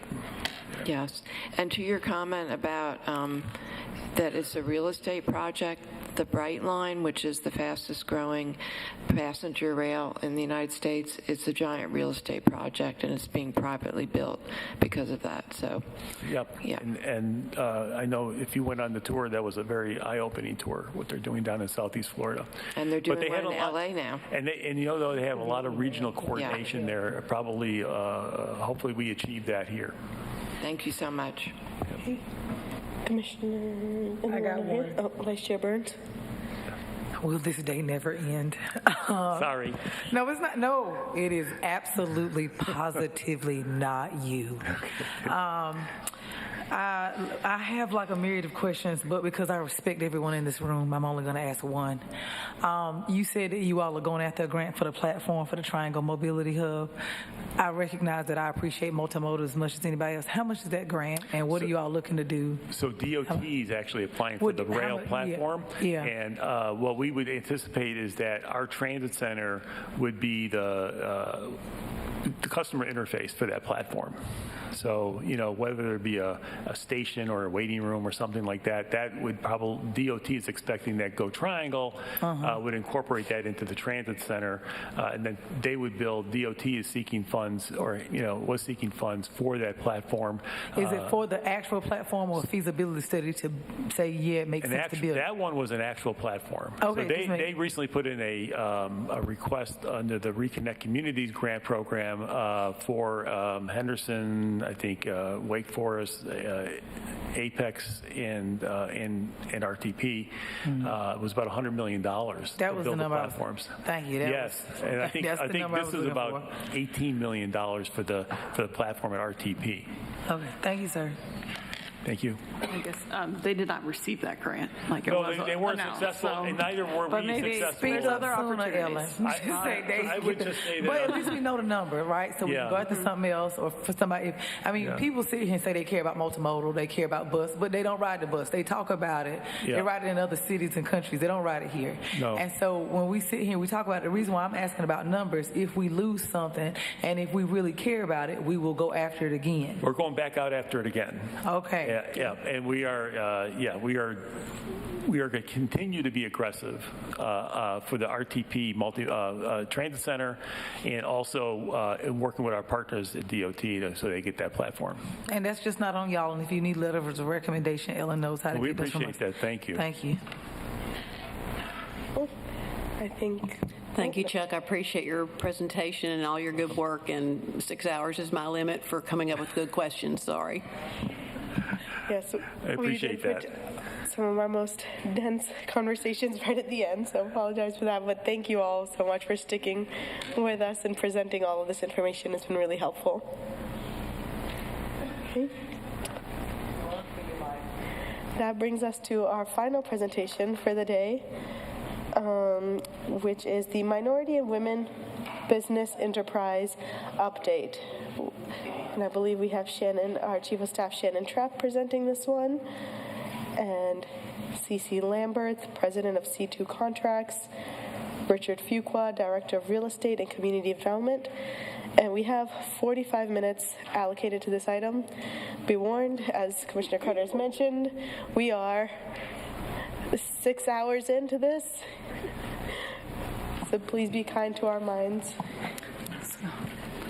We will reduce that 45 minutes accordingly. Yeah. Yes, ma'am. And keeping part of that 45 minutes, about 15, 20 minutes for questions. So. Perfect. Thank you. So today, Madam Chair, Madam Vice Chair, Commissioners, County Manager, Attorney's not there, but you've been asked to receive this presentation from our Durham County MWBE Program Manager. And so we have with us today Mr. Cornelius Lambert, CC, as most of us know him, who serves as President and Founder of C2 Contractors. And then we have Richard Fuqua, who is the Director of Real Estate and Community Development. And before they begin, I just want to acknowledge Vice Chair Burns shouted out one of our management fellows earlier, who is now serving in a capacity of youth diversion coordinator with our youth home. And so thank you for that shout out for her. But we have another county management fellow, Mr. Nicodemus Montz, who effectively today serves as our supplier diversity analyst and is officially Stand up, take a bow. Stand up, take a bow. Proud of you, son. Proud of you. And so Nico is officially part of the MWBE team. We are very excited that our fellows have been able to have this opportunity to work in the county manager's office, to participate in different projects, and to chart their own paths forward. And so we're excited to introduce Nico as a member of the team. And with that, I will turn it over to Mr. Lambert. Good afternoon, Chair Lum, Vice Chair Burns. You've already scared me. You said the day long. You should be very afraid today. I'm sorry.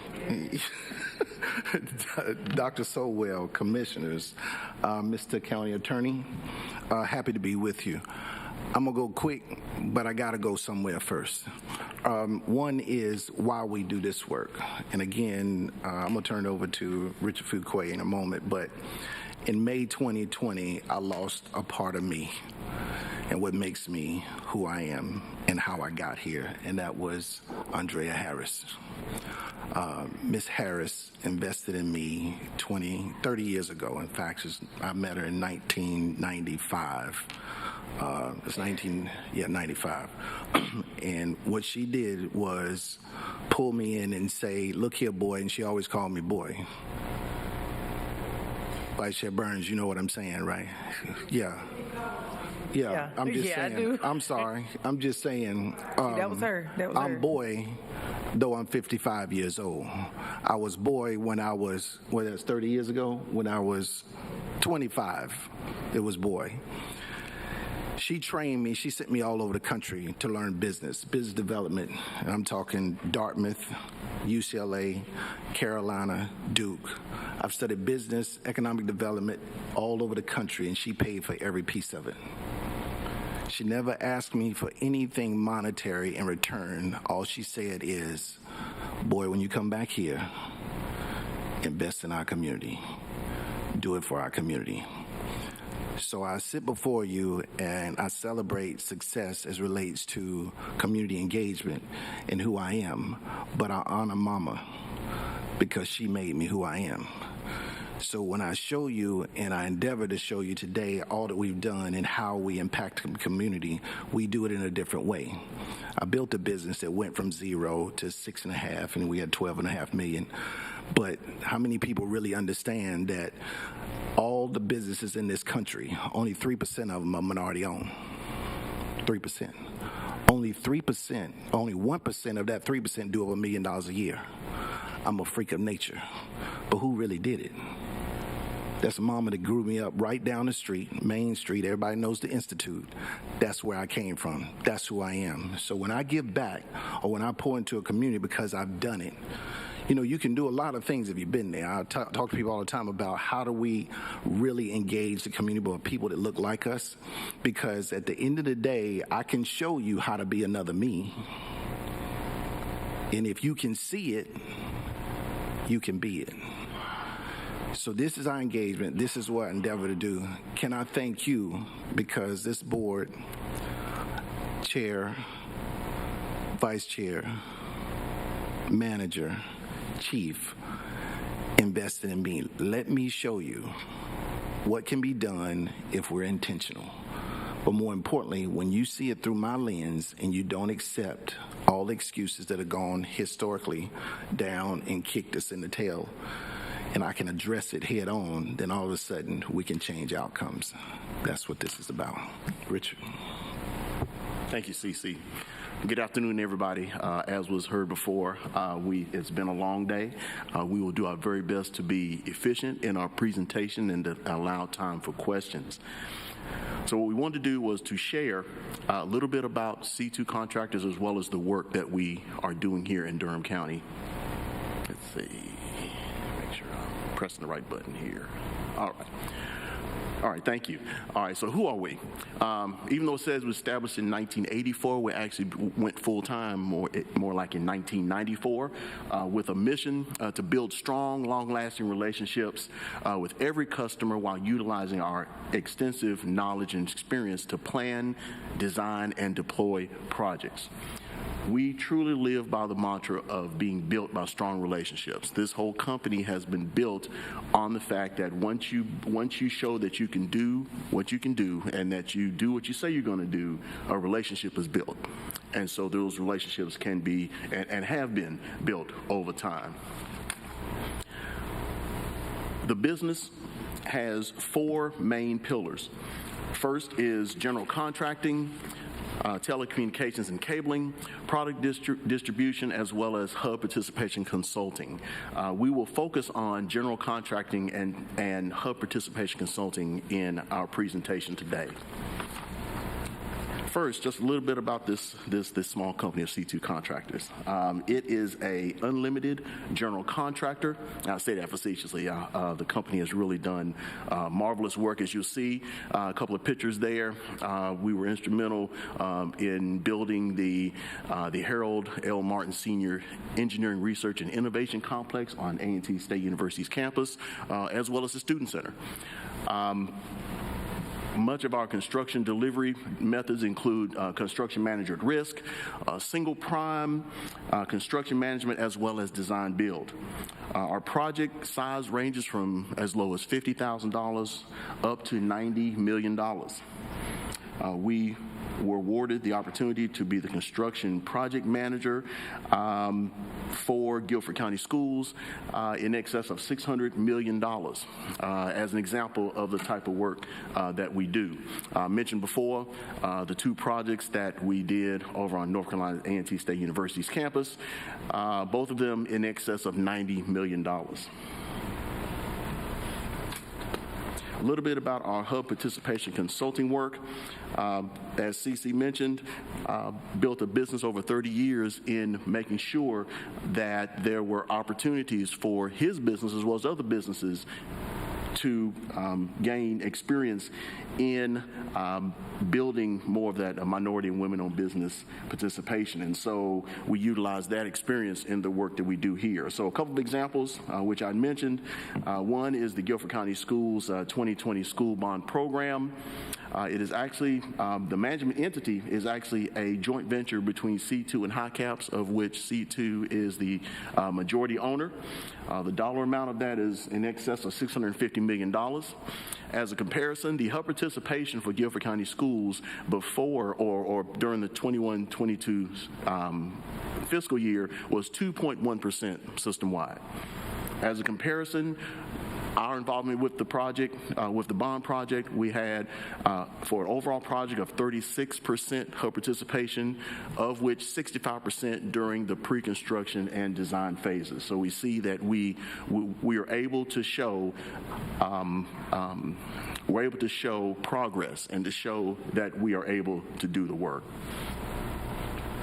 We also have done work with the City of Greensboro, where we were contracted to increase hub participation in all areas of procurement and contract and letting. In the early parts of our engagement, our hub participation numbers were 10.6%. During the engagement, we increased that to 15%. However, after our engagement, it went back down to 7%. And I think that speaks to the leadership that is needed to really make this work. And I believe at the time, there were leaders all up and down the line in addition to C2's participation to increase those numbers. And so one of the lessons that I've learned during this process is that you really have to have the leadership on all levels to really make it work. And then our last example for Durham County, we've been contracted to do the same thing, and we are working with the county to increase the hub participation toward their aspirational goal of 25%. An example of the types of certifications that we have as a company, we certainly went through the North Carolina statewide uniform certification to obtain the hub participation or hub certification. We're also DBE certified, AC DBE certified, which is associated with airport concessions, MBE certified, as well as certification from the Carolinas Virginia Minority Supplier Development Council. Our management team. It is not a one or two person show.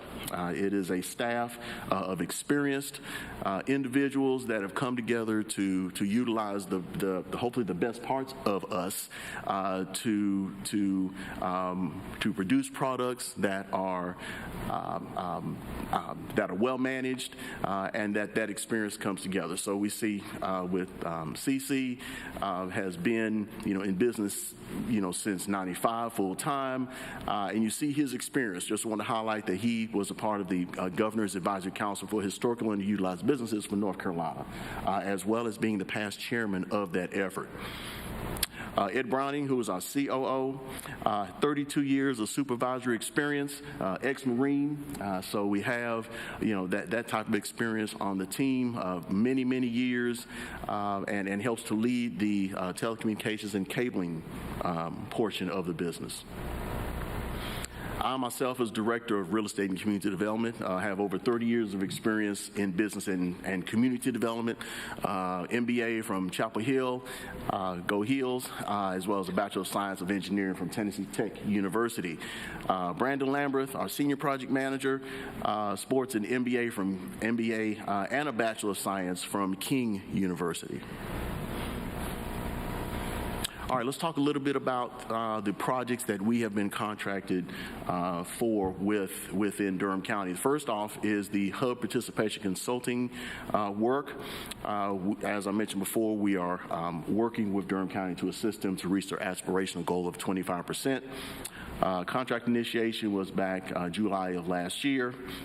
One of the projects that we were asked to do was to look at how can we help Durham County identify Hub certified firms more easily. One of the first things we did was to look at the state's Hub search system, and we said there's a better way to do this. We saw that if you've ever had an opportunity to go on the system, it is cumbersome, and it's really based on commodity codes. So if you don't know the commodity code, you have to go through a series of lists to try to find that, as opposed to which we'll see a snapshot here in a minute. What we created was more of a search method. So if you want to find a plumber, you look in the particular county that you want to look at, and you type in plumber, and all the plumbers that are Hub certified comes up. In order to get to that point with the state system, a little more cumbersome. Okay, so we have given the product for review for Durham County staff to be able to review and give their feedback. A summary of activities, just wanted to give you a list of the things that we have done as a company to fulfill the work that we've been contracted to do. So we've done everything from meeting with organizations such as the Durham Chamber. We participated in this past year's Durham Minority Enterprise Development Week. We see where we started working on the Hub spreadsheet database. We've met with economic development. So we continue to show ourselves and want to work with individual organizations as well as individuals to help them to reach those goals. And here from December through this past month, a couple of things I wanted to highlight. In December, we did host an outreach event to county departments. What we learned was that Durham County has a procurement department, but each department also does its own, at least at a certain level, procurement. So we wanted to make sure that if we're going to help the county reach the goals of 25% at least, then we need to not just work with the procurement department, we'll work with individual departments. So we had an outreach event to let them know that we look forward to working with them to help reach those goals. We had 30 in attendance at that event, and then just a couple weeks ago, we held a historically underutilized business outreach event that was sponsored by Durham County in conjunction with the Research Triangle Foundation, and we had over 120 people in attendance. Most of those were small to mid-sized minority and women-owned businesses that were looking for opportunities to work with all the great work that's being done with the development of the Hub area with RTP. This is just a snapshot of the database that was put together that is web-based. So if someone in the department wanted to find, I use a plumber, they can go in and say, okay, so what county would we want to utilize? You can look in all the counties that are Durham County and surrounding counties, or you can focus on a county, and you type in the word plumber in the search bar, and all the Hub certified plumbers will come up, and you can go to that list and call those people and reach out to them to get quotes for whatever you would want to have. And we have that for at least 100 different search terms. So anytime you're wanting something, it could be catering, it could be electrical work, it could be carpet cleaning, anything of that nature you can find in this database in those counties. Just a couple of slides of pictures from the Research Triangle Foundation or Research Triangle Park outreach session I mentioned before. We had presentations from, of course, Scott Leviton, who's the president of the foundation, as well as a couple of presentations from some of the primary or a couple of the primary developers out there, Samet as well as Choate. And the goal is and was for those entities to identify what services do you want, what products do you want, how can we match that up with companies that are in Durham County that could provide those products and services, and marry those two. So upcoming deliverables, we will be meeting weekly with the Durham County MWBE staff to listen in to see how we can assist the staff as well as Durham County to meet those goals. We will be following up the meeting that we had with the department heads to see how we can meet. We're going to meet with them individually to see how we can help marry the entities, the needs that they have versus the companies that are out there that can meet those needs. We'll also serve as a resource for the Durham County Leadership Academy group that is working on an MWBE project, as well as finalize the MWBE database based upon feedback that we'll get from a county manager and staff. Our second contract is development consulting, where we will assist providing or evaluating equitable practices so that as development opportunities present themselves, that we will always keep in mind that we want to make sure that those that are participating are local businesses, but in particular those that are from historically underinvested areas. Can I interject right here real quickly? I just want to provide some context, quick context for the board as to why I felt this consulting opportunity was needed.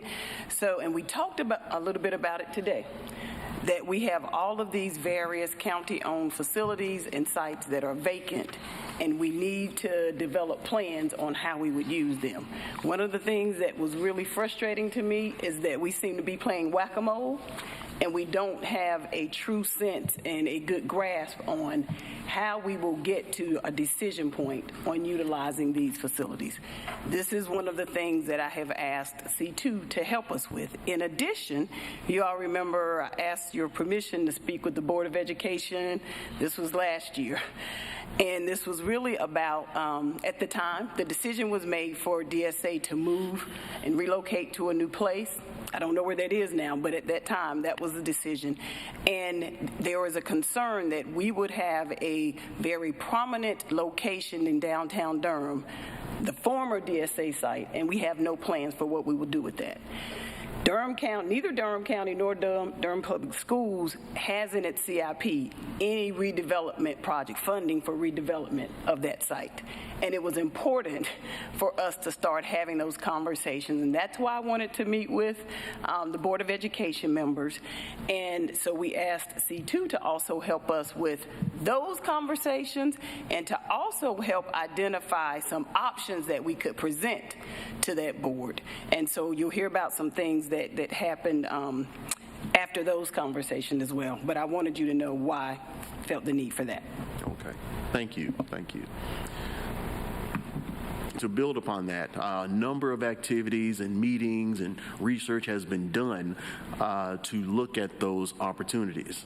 We see a lot of mention about public-private partnerships, and I think I've heard that even in some of the presentations earlier, where a lot of the developments, the successful developments that have happened in a number of other areas have been because not one entity has all the resources. So if you partner to get those things done, and so there have been, I know CC has been involved in a lot of those meetings, traveling to where a lot of those opportunities are, to research and to see, okay, how are you doing it there? So how can we bring those ideas here for the opportunities that are here?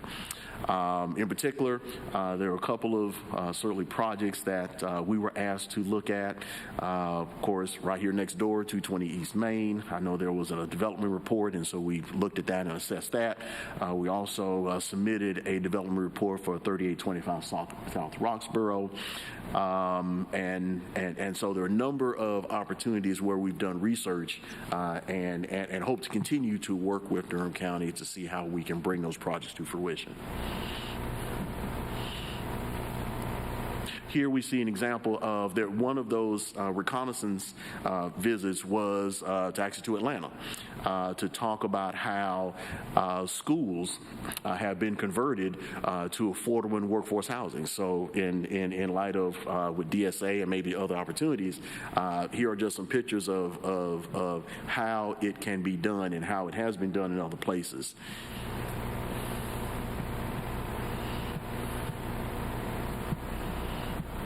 So as far as upcoming deliverables, we'll continue to work with the county to investigate and help to plan out development options for 220 East Main, 325 South Roxborough, as well as 826 East Pettigrew Street, the former Boys and Girls Club. We will also continue to work with the county to compile a list of vacant and underutilized sites owned by the county as well as Durham Public Schools, and to see where there may be some opportunities to repurpose those sites so that they can be either for housing or for development or for whatever the market says would be good for those sites. Let me give some background to this. Madam Manager, we snuck this one in. This was, if the picture, can you get that back up?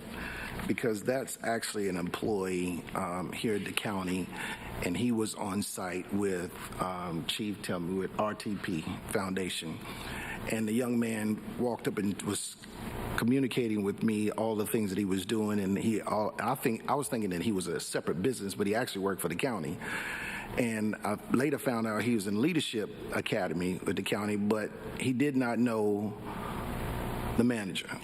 So I'm talking to him saying, you had a great program. Do you know how that all came to fruition, all this stuff? He said, yeah, and from a distance, I've seen her, but I don't know if she'll talk to me. I said, hold up, bro, come on, let's go. So I went over and introduced him, and I thought he was going to fall in the floor, but I wanted the humble approach to someone under your leadership. That's a picture, and I know you didn't know I had it, but at the end of the day, this is the kind of folks that were in the room, and they're inspired by all the work that they see, and more important, the leadership. So we do appreciate that. Any questions? Well, thank you so much for this presentation. I have learned one thing from this. I thought the C2 stood for CC, was C squared contractors, but I have learned something from just your name. Excellent. But no, thank you so much for this presentation, and I'm really glad to see the work that the county is doing around MWBE. I know the thing that's sparked in my mind that I had talked to the manager about recently was just the economic development aspects of companies coming to Durham and us having our goals of MWBE and wondering, are companies saying no to these goals because they just don't want to meet them, or because they don't even know where to go to find contractors and businesses that are MWB certified to even reach that goal. So I'm glad that that website and database that you have will hopefully be really beneficial to the companies coming to Durham. For that reason, I'll start with, I saw Vice Chair Burns' mic is on, and then this ain't about to be the sweet end of this lollipop. It's going to be the fuzzy end. But I'm going to keep it germane to just this presentation. Thank you, gentlemen, for wanting to come and help us in Durham. And it is my prayer that when I look back 5 years from now, that is what you all will have done. If you don't, whether I sit in this seat or not, I'm going to come for you. I'm just, it's not even a joke. You know, when we elevate names like Andrea Harris in this room, we got to think there's a lot of people that she helped out, and there's a lot of people that can watch this, and they see, I can't, there's some things, Heidi know more about public education than I do. Commissioner Carter knows more about public education than I do. She served on the school board. You know, everybody has their issue area, and I know enough to be dangerous. I think one of my first things, I like the fact that you all came up with a database, but let's really be honest. Commodity codes and NAICS codes are what private industry utilizes when they want to work with people, right? Like, we can, for anybody who doesn't know what your NAICS code is, somebody make sure I'm not making this up, your North American Industry Classification System, and I'm looking for somebody in construction to nod their head. That's the code that they use if you want to work with the feds, you want to work with the state. So I do like it, but I want our people using their NAICS codes. I want them using their commodity codes. We can't say that because it's cumbersome. We don't just want them to do business with us. We're trying to make them resilient and reliant. I want them to go out and get business everywhere else. So I do appreciate that we have some of this. I want us to go back to why we thought we needed to bring somebody else in. We all knew the disparity numbers were going to be bad. We didn't know the report was going to be bad, but let's be honest, the report been bad, and we ain't seen that yet. And so that's a big issue. So we brought y'all in to supplement that work. Because we don't want people to feel like, well, I didn't pick a company, and now the commissioners, the women, the people of color gonna feel funny. I get it. Y'all don't have a list. We making a list. Great, wonderful. But I want us to be very clear about a couple of things. The night that we brought this forward, I'd never done this. People want to make accusations about why I did it, but much like this presentation, until this morning, I got emails. I didn't know y'all were presenting. I didn't, and I said something about it the same way when we did that contract that night. I recused myself or abstained because I had not seen it on our report. And so I do want to make sure that I understand the scope of work, and I'll go back and I'll pull it. It should be on Legislaw. I'll get it from Monica. But I also see these additional scopes of work. I know that Pettigrew is our Boys and Girls Club. I know that this 22 East Main, 22 Main right here is our social services building. I know that Roxborough address is not just the DMV, as the internet will tell you, but that's the property we purchased on MLK. So I would love to see these reports that you all have turned in, because here's Maine, the DSS building. My first year in office, we had Sarah Odio to come in here 3 times. I don't know where, I was about to say Perry, but he done his stuff today. We've had like 4 groups to kind of sort of look at it, feasibly figure out what we're going to do. I would just be interested in what y'all scope of work is and how are we extending this thing, because I didn't know what it was the first time. I can see that y'all are doing some work, and I'm going to throw this out, and you know what I mean, what I'm about to say, and I'm not going to beat a dead horse. What I don't want us doing is doing what contractors that don't look like us do, and that's us doing work, we don't ever see it, right? We have feasibility studies all the time. They don't never make it to me. We put people on contracts and we don't utilize them. And that's the last thing I'm going to say about that, because y'all know what I'm talking about. And number 3, if I get hit by a bus tomorrow, all of us got to be able to work together. So we got to figure this thing out. And I'm not going to say nothing else about that. But I would love to know if somebody could provide me what is the total scope of work, because you keep saying hub, but everybody's not a hub. Some people are going to be DBE. Some people are going to be, I saw that you had the concessionaires in there. Like, there are other certifications out there that folks are going to have to get. Just what scope of work were y'all given to do? So I heard a lot, and I think there's a big answer. One is hub. So historically underutilized business You know, I know what hub is. Right. Don't do that. Yes, ma'am. So what I wanted to make sure happened when we came on site, and unlike some others perhaps in front of me or that do this work or say they do, you cannot self-certify and call yourself a hub.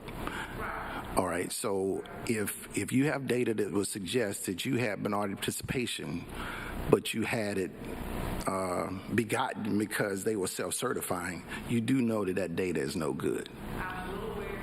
Okay, so... And just so we're clear, the state deregulated a lot of stuff during COVID, so that has not always been how things have always been done, but to be fair, but go ahead. Yeah, so we use the database and the information provided by SWOC. We find that they have the most stringent certification process, and across the state, again, we're not doing anything in a vacuum. Here's what's utilized to identify a historically underutilized business. With that said, Durham was not using that. So when you ask, okay, so let me press upon that. So let's go to the next subject, which was you want to see numbers change. In order to change, there has to be a change. Insanity to think that we continue to do the same thing and we get a different outcome. How many know, and I know when we presented our very first report, which was to go out and look at how are you spending money? I only wanted to look at, what did we say, 500,000 and below. How many of you really understood that you are actually making purchases on a daily basis from individual silos that added up to 500? You spent, I think, close to $11 million under 500,000 and nothing was bid out. I can show you every commodity code. I can show you everything that was bidded out. So if today, or if I walked into this establishment and it started in June, and I'm saying, manager in chief, the very first thing I have to know is how is the money being spent? And if no one can tell me, can I tell you? Hold on, before you go any further, let me clear something up. Yes. The reason why I fought like a crazy person the fourth year for the disparity study is because I know everything you're saying. We are here now. I am going to ask again, in the most respectful, like, what is the scope of work that you have been assigned to? I ain't worried about disparity. We know them numbers were bad. We know that folks was in here bidding stuff, not bidding stuff out. Some of it was niche. I get that, you know. And they just didn't have folks in place to tell them this is the proper way to do it. Like, I get that. We are here now, and I know that there's some work that our staff has to work on, but I see, like, you're doing hub, you're doing minority women business, you're doing sites, you're doing blah, blah, blah, economic development review. I just, like, what was the task that you all were given? Holistic in its simplest form is to increase minority participation. Now, the beauty of that is you or someone else may deem or come up with a systematic way to do it. Right. We have a systematic way to do it.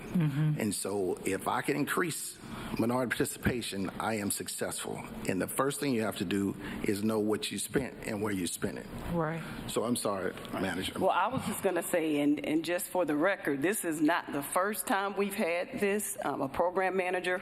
It goes back to 2019. I think the Institute was the program manager. So we are not asking them to do anything differently than the other ones. But what I can tell you is we are getting different results. So I have not, and I asked for reports from the prior program manager. I didn't have anything that shows us what we have spent on those procurement transactions below a formal bid threshold. They were able to give us that.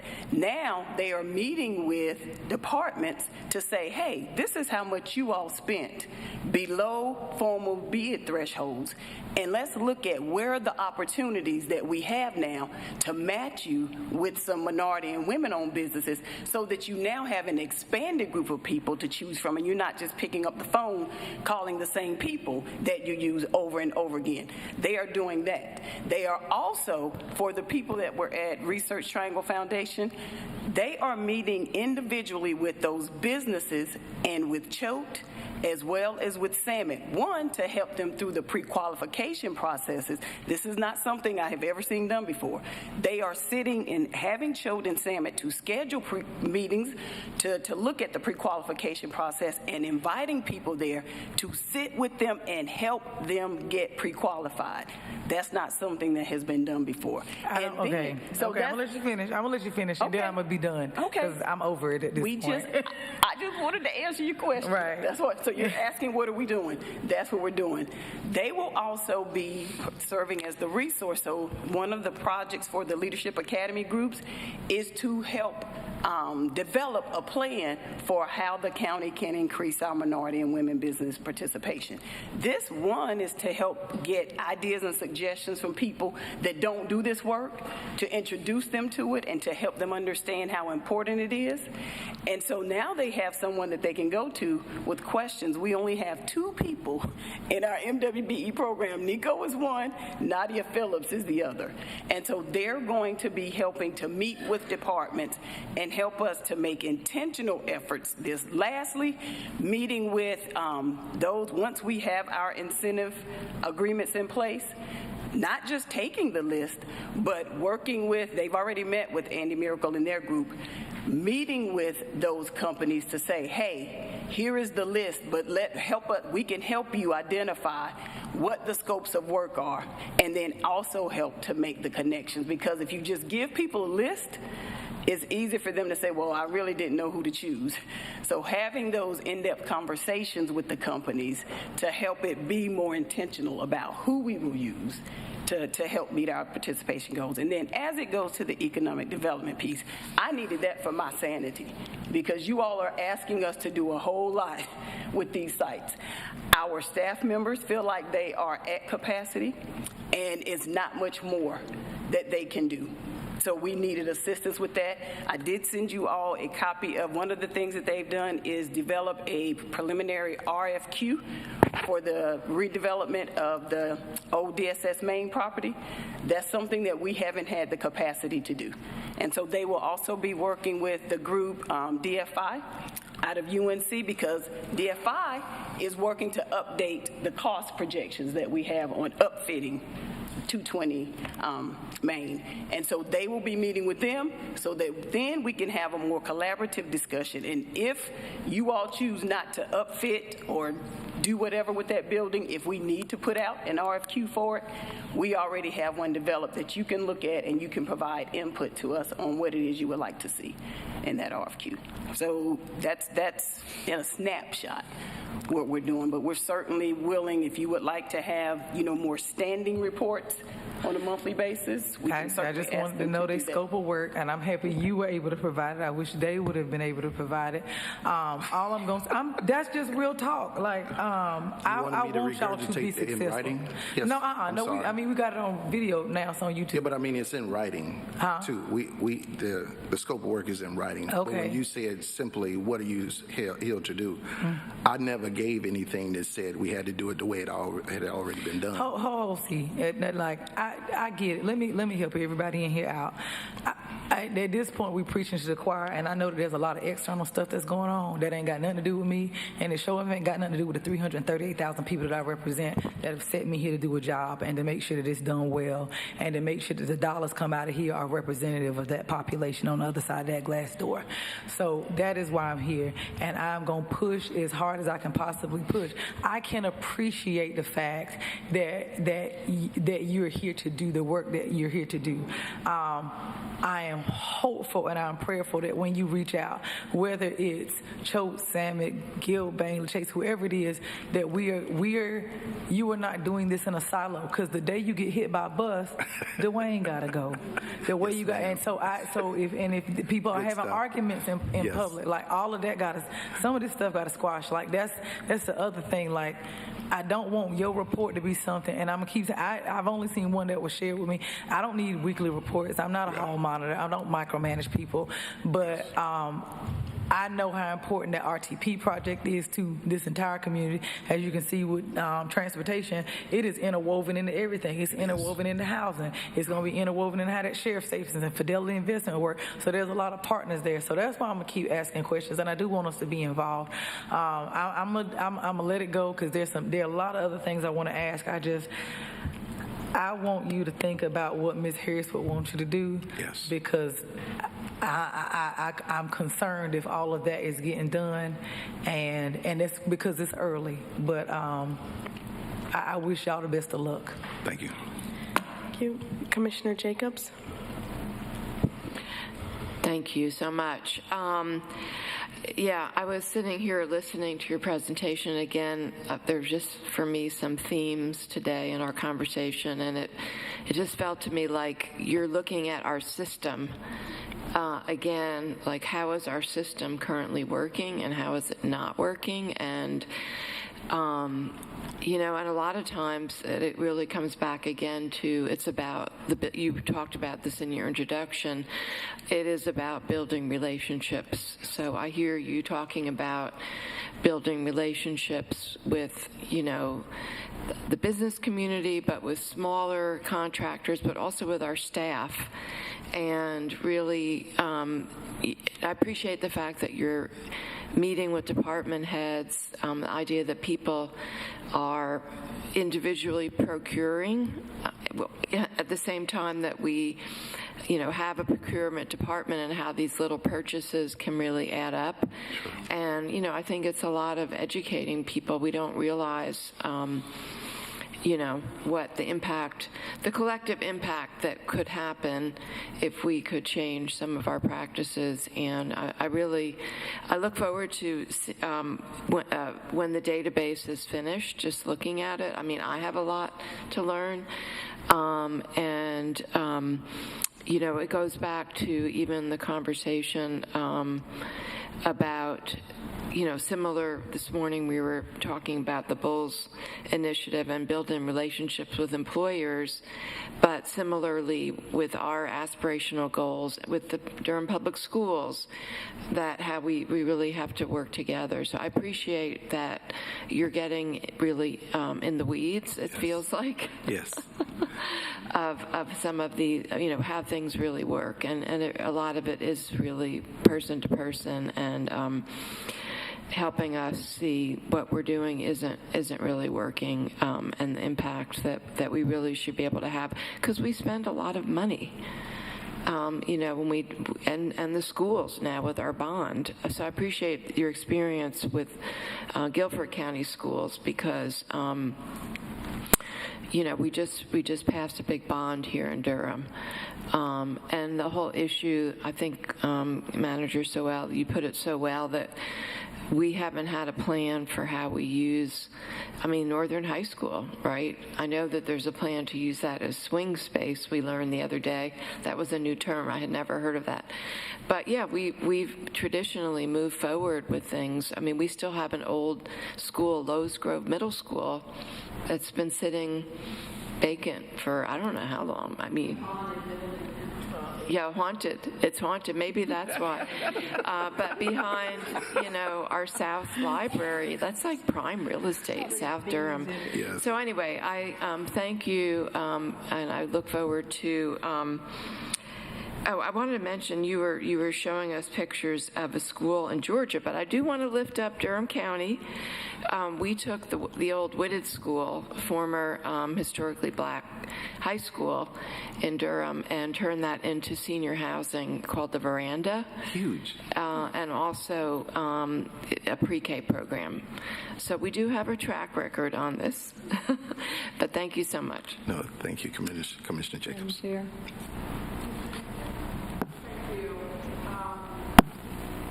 The CC team, and you know, I just want to acknowledge the event that you had in the park out at RTP.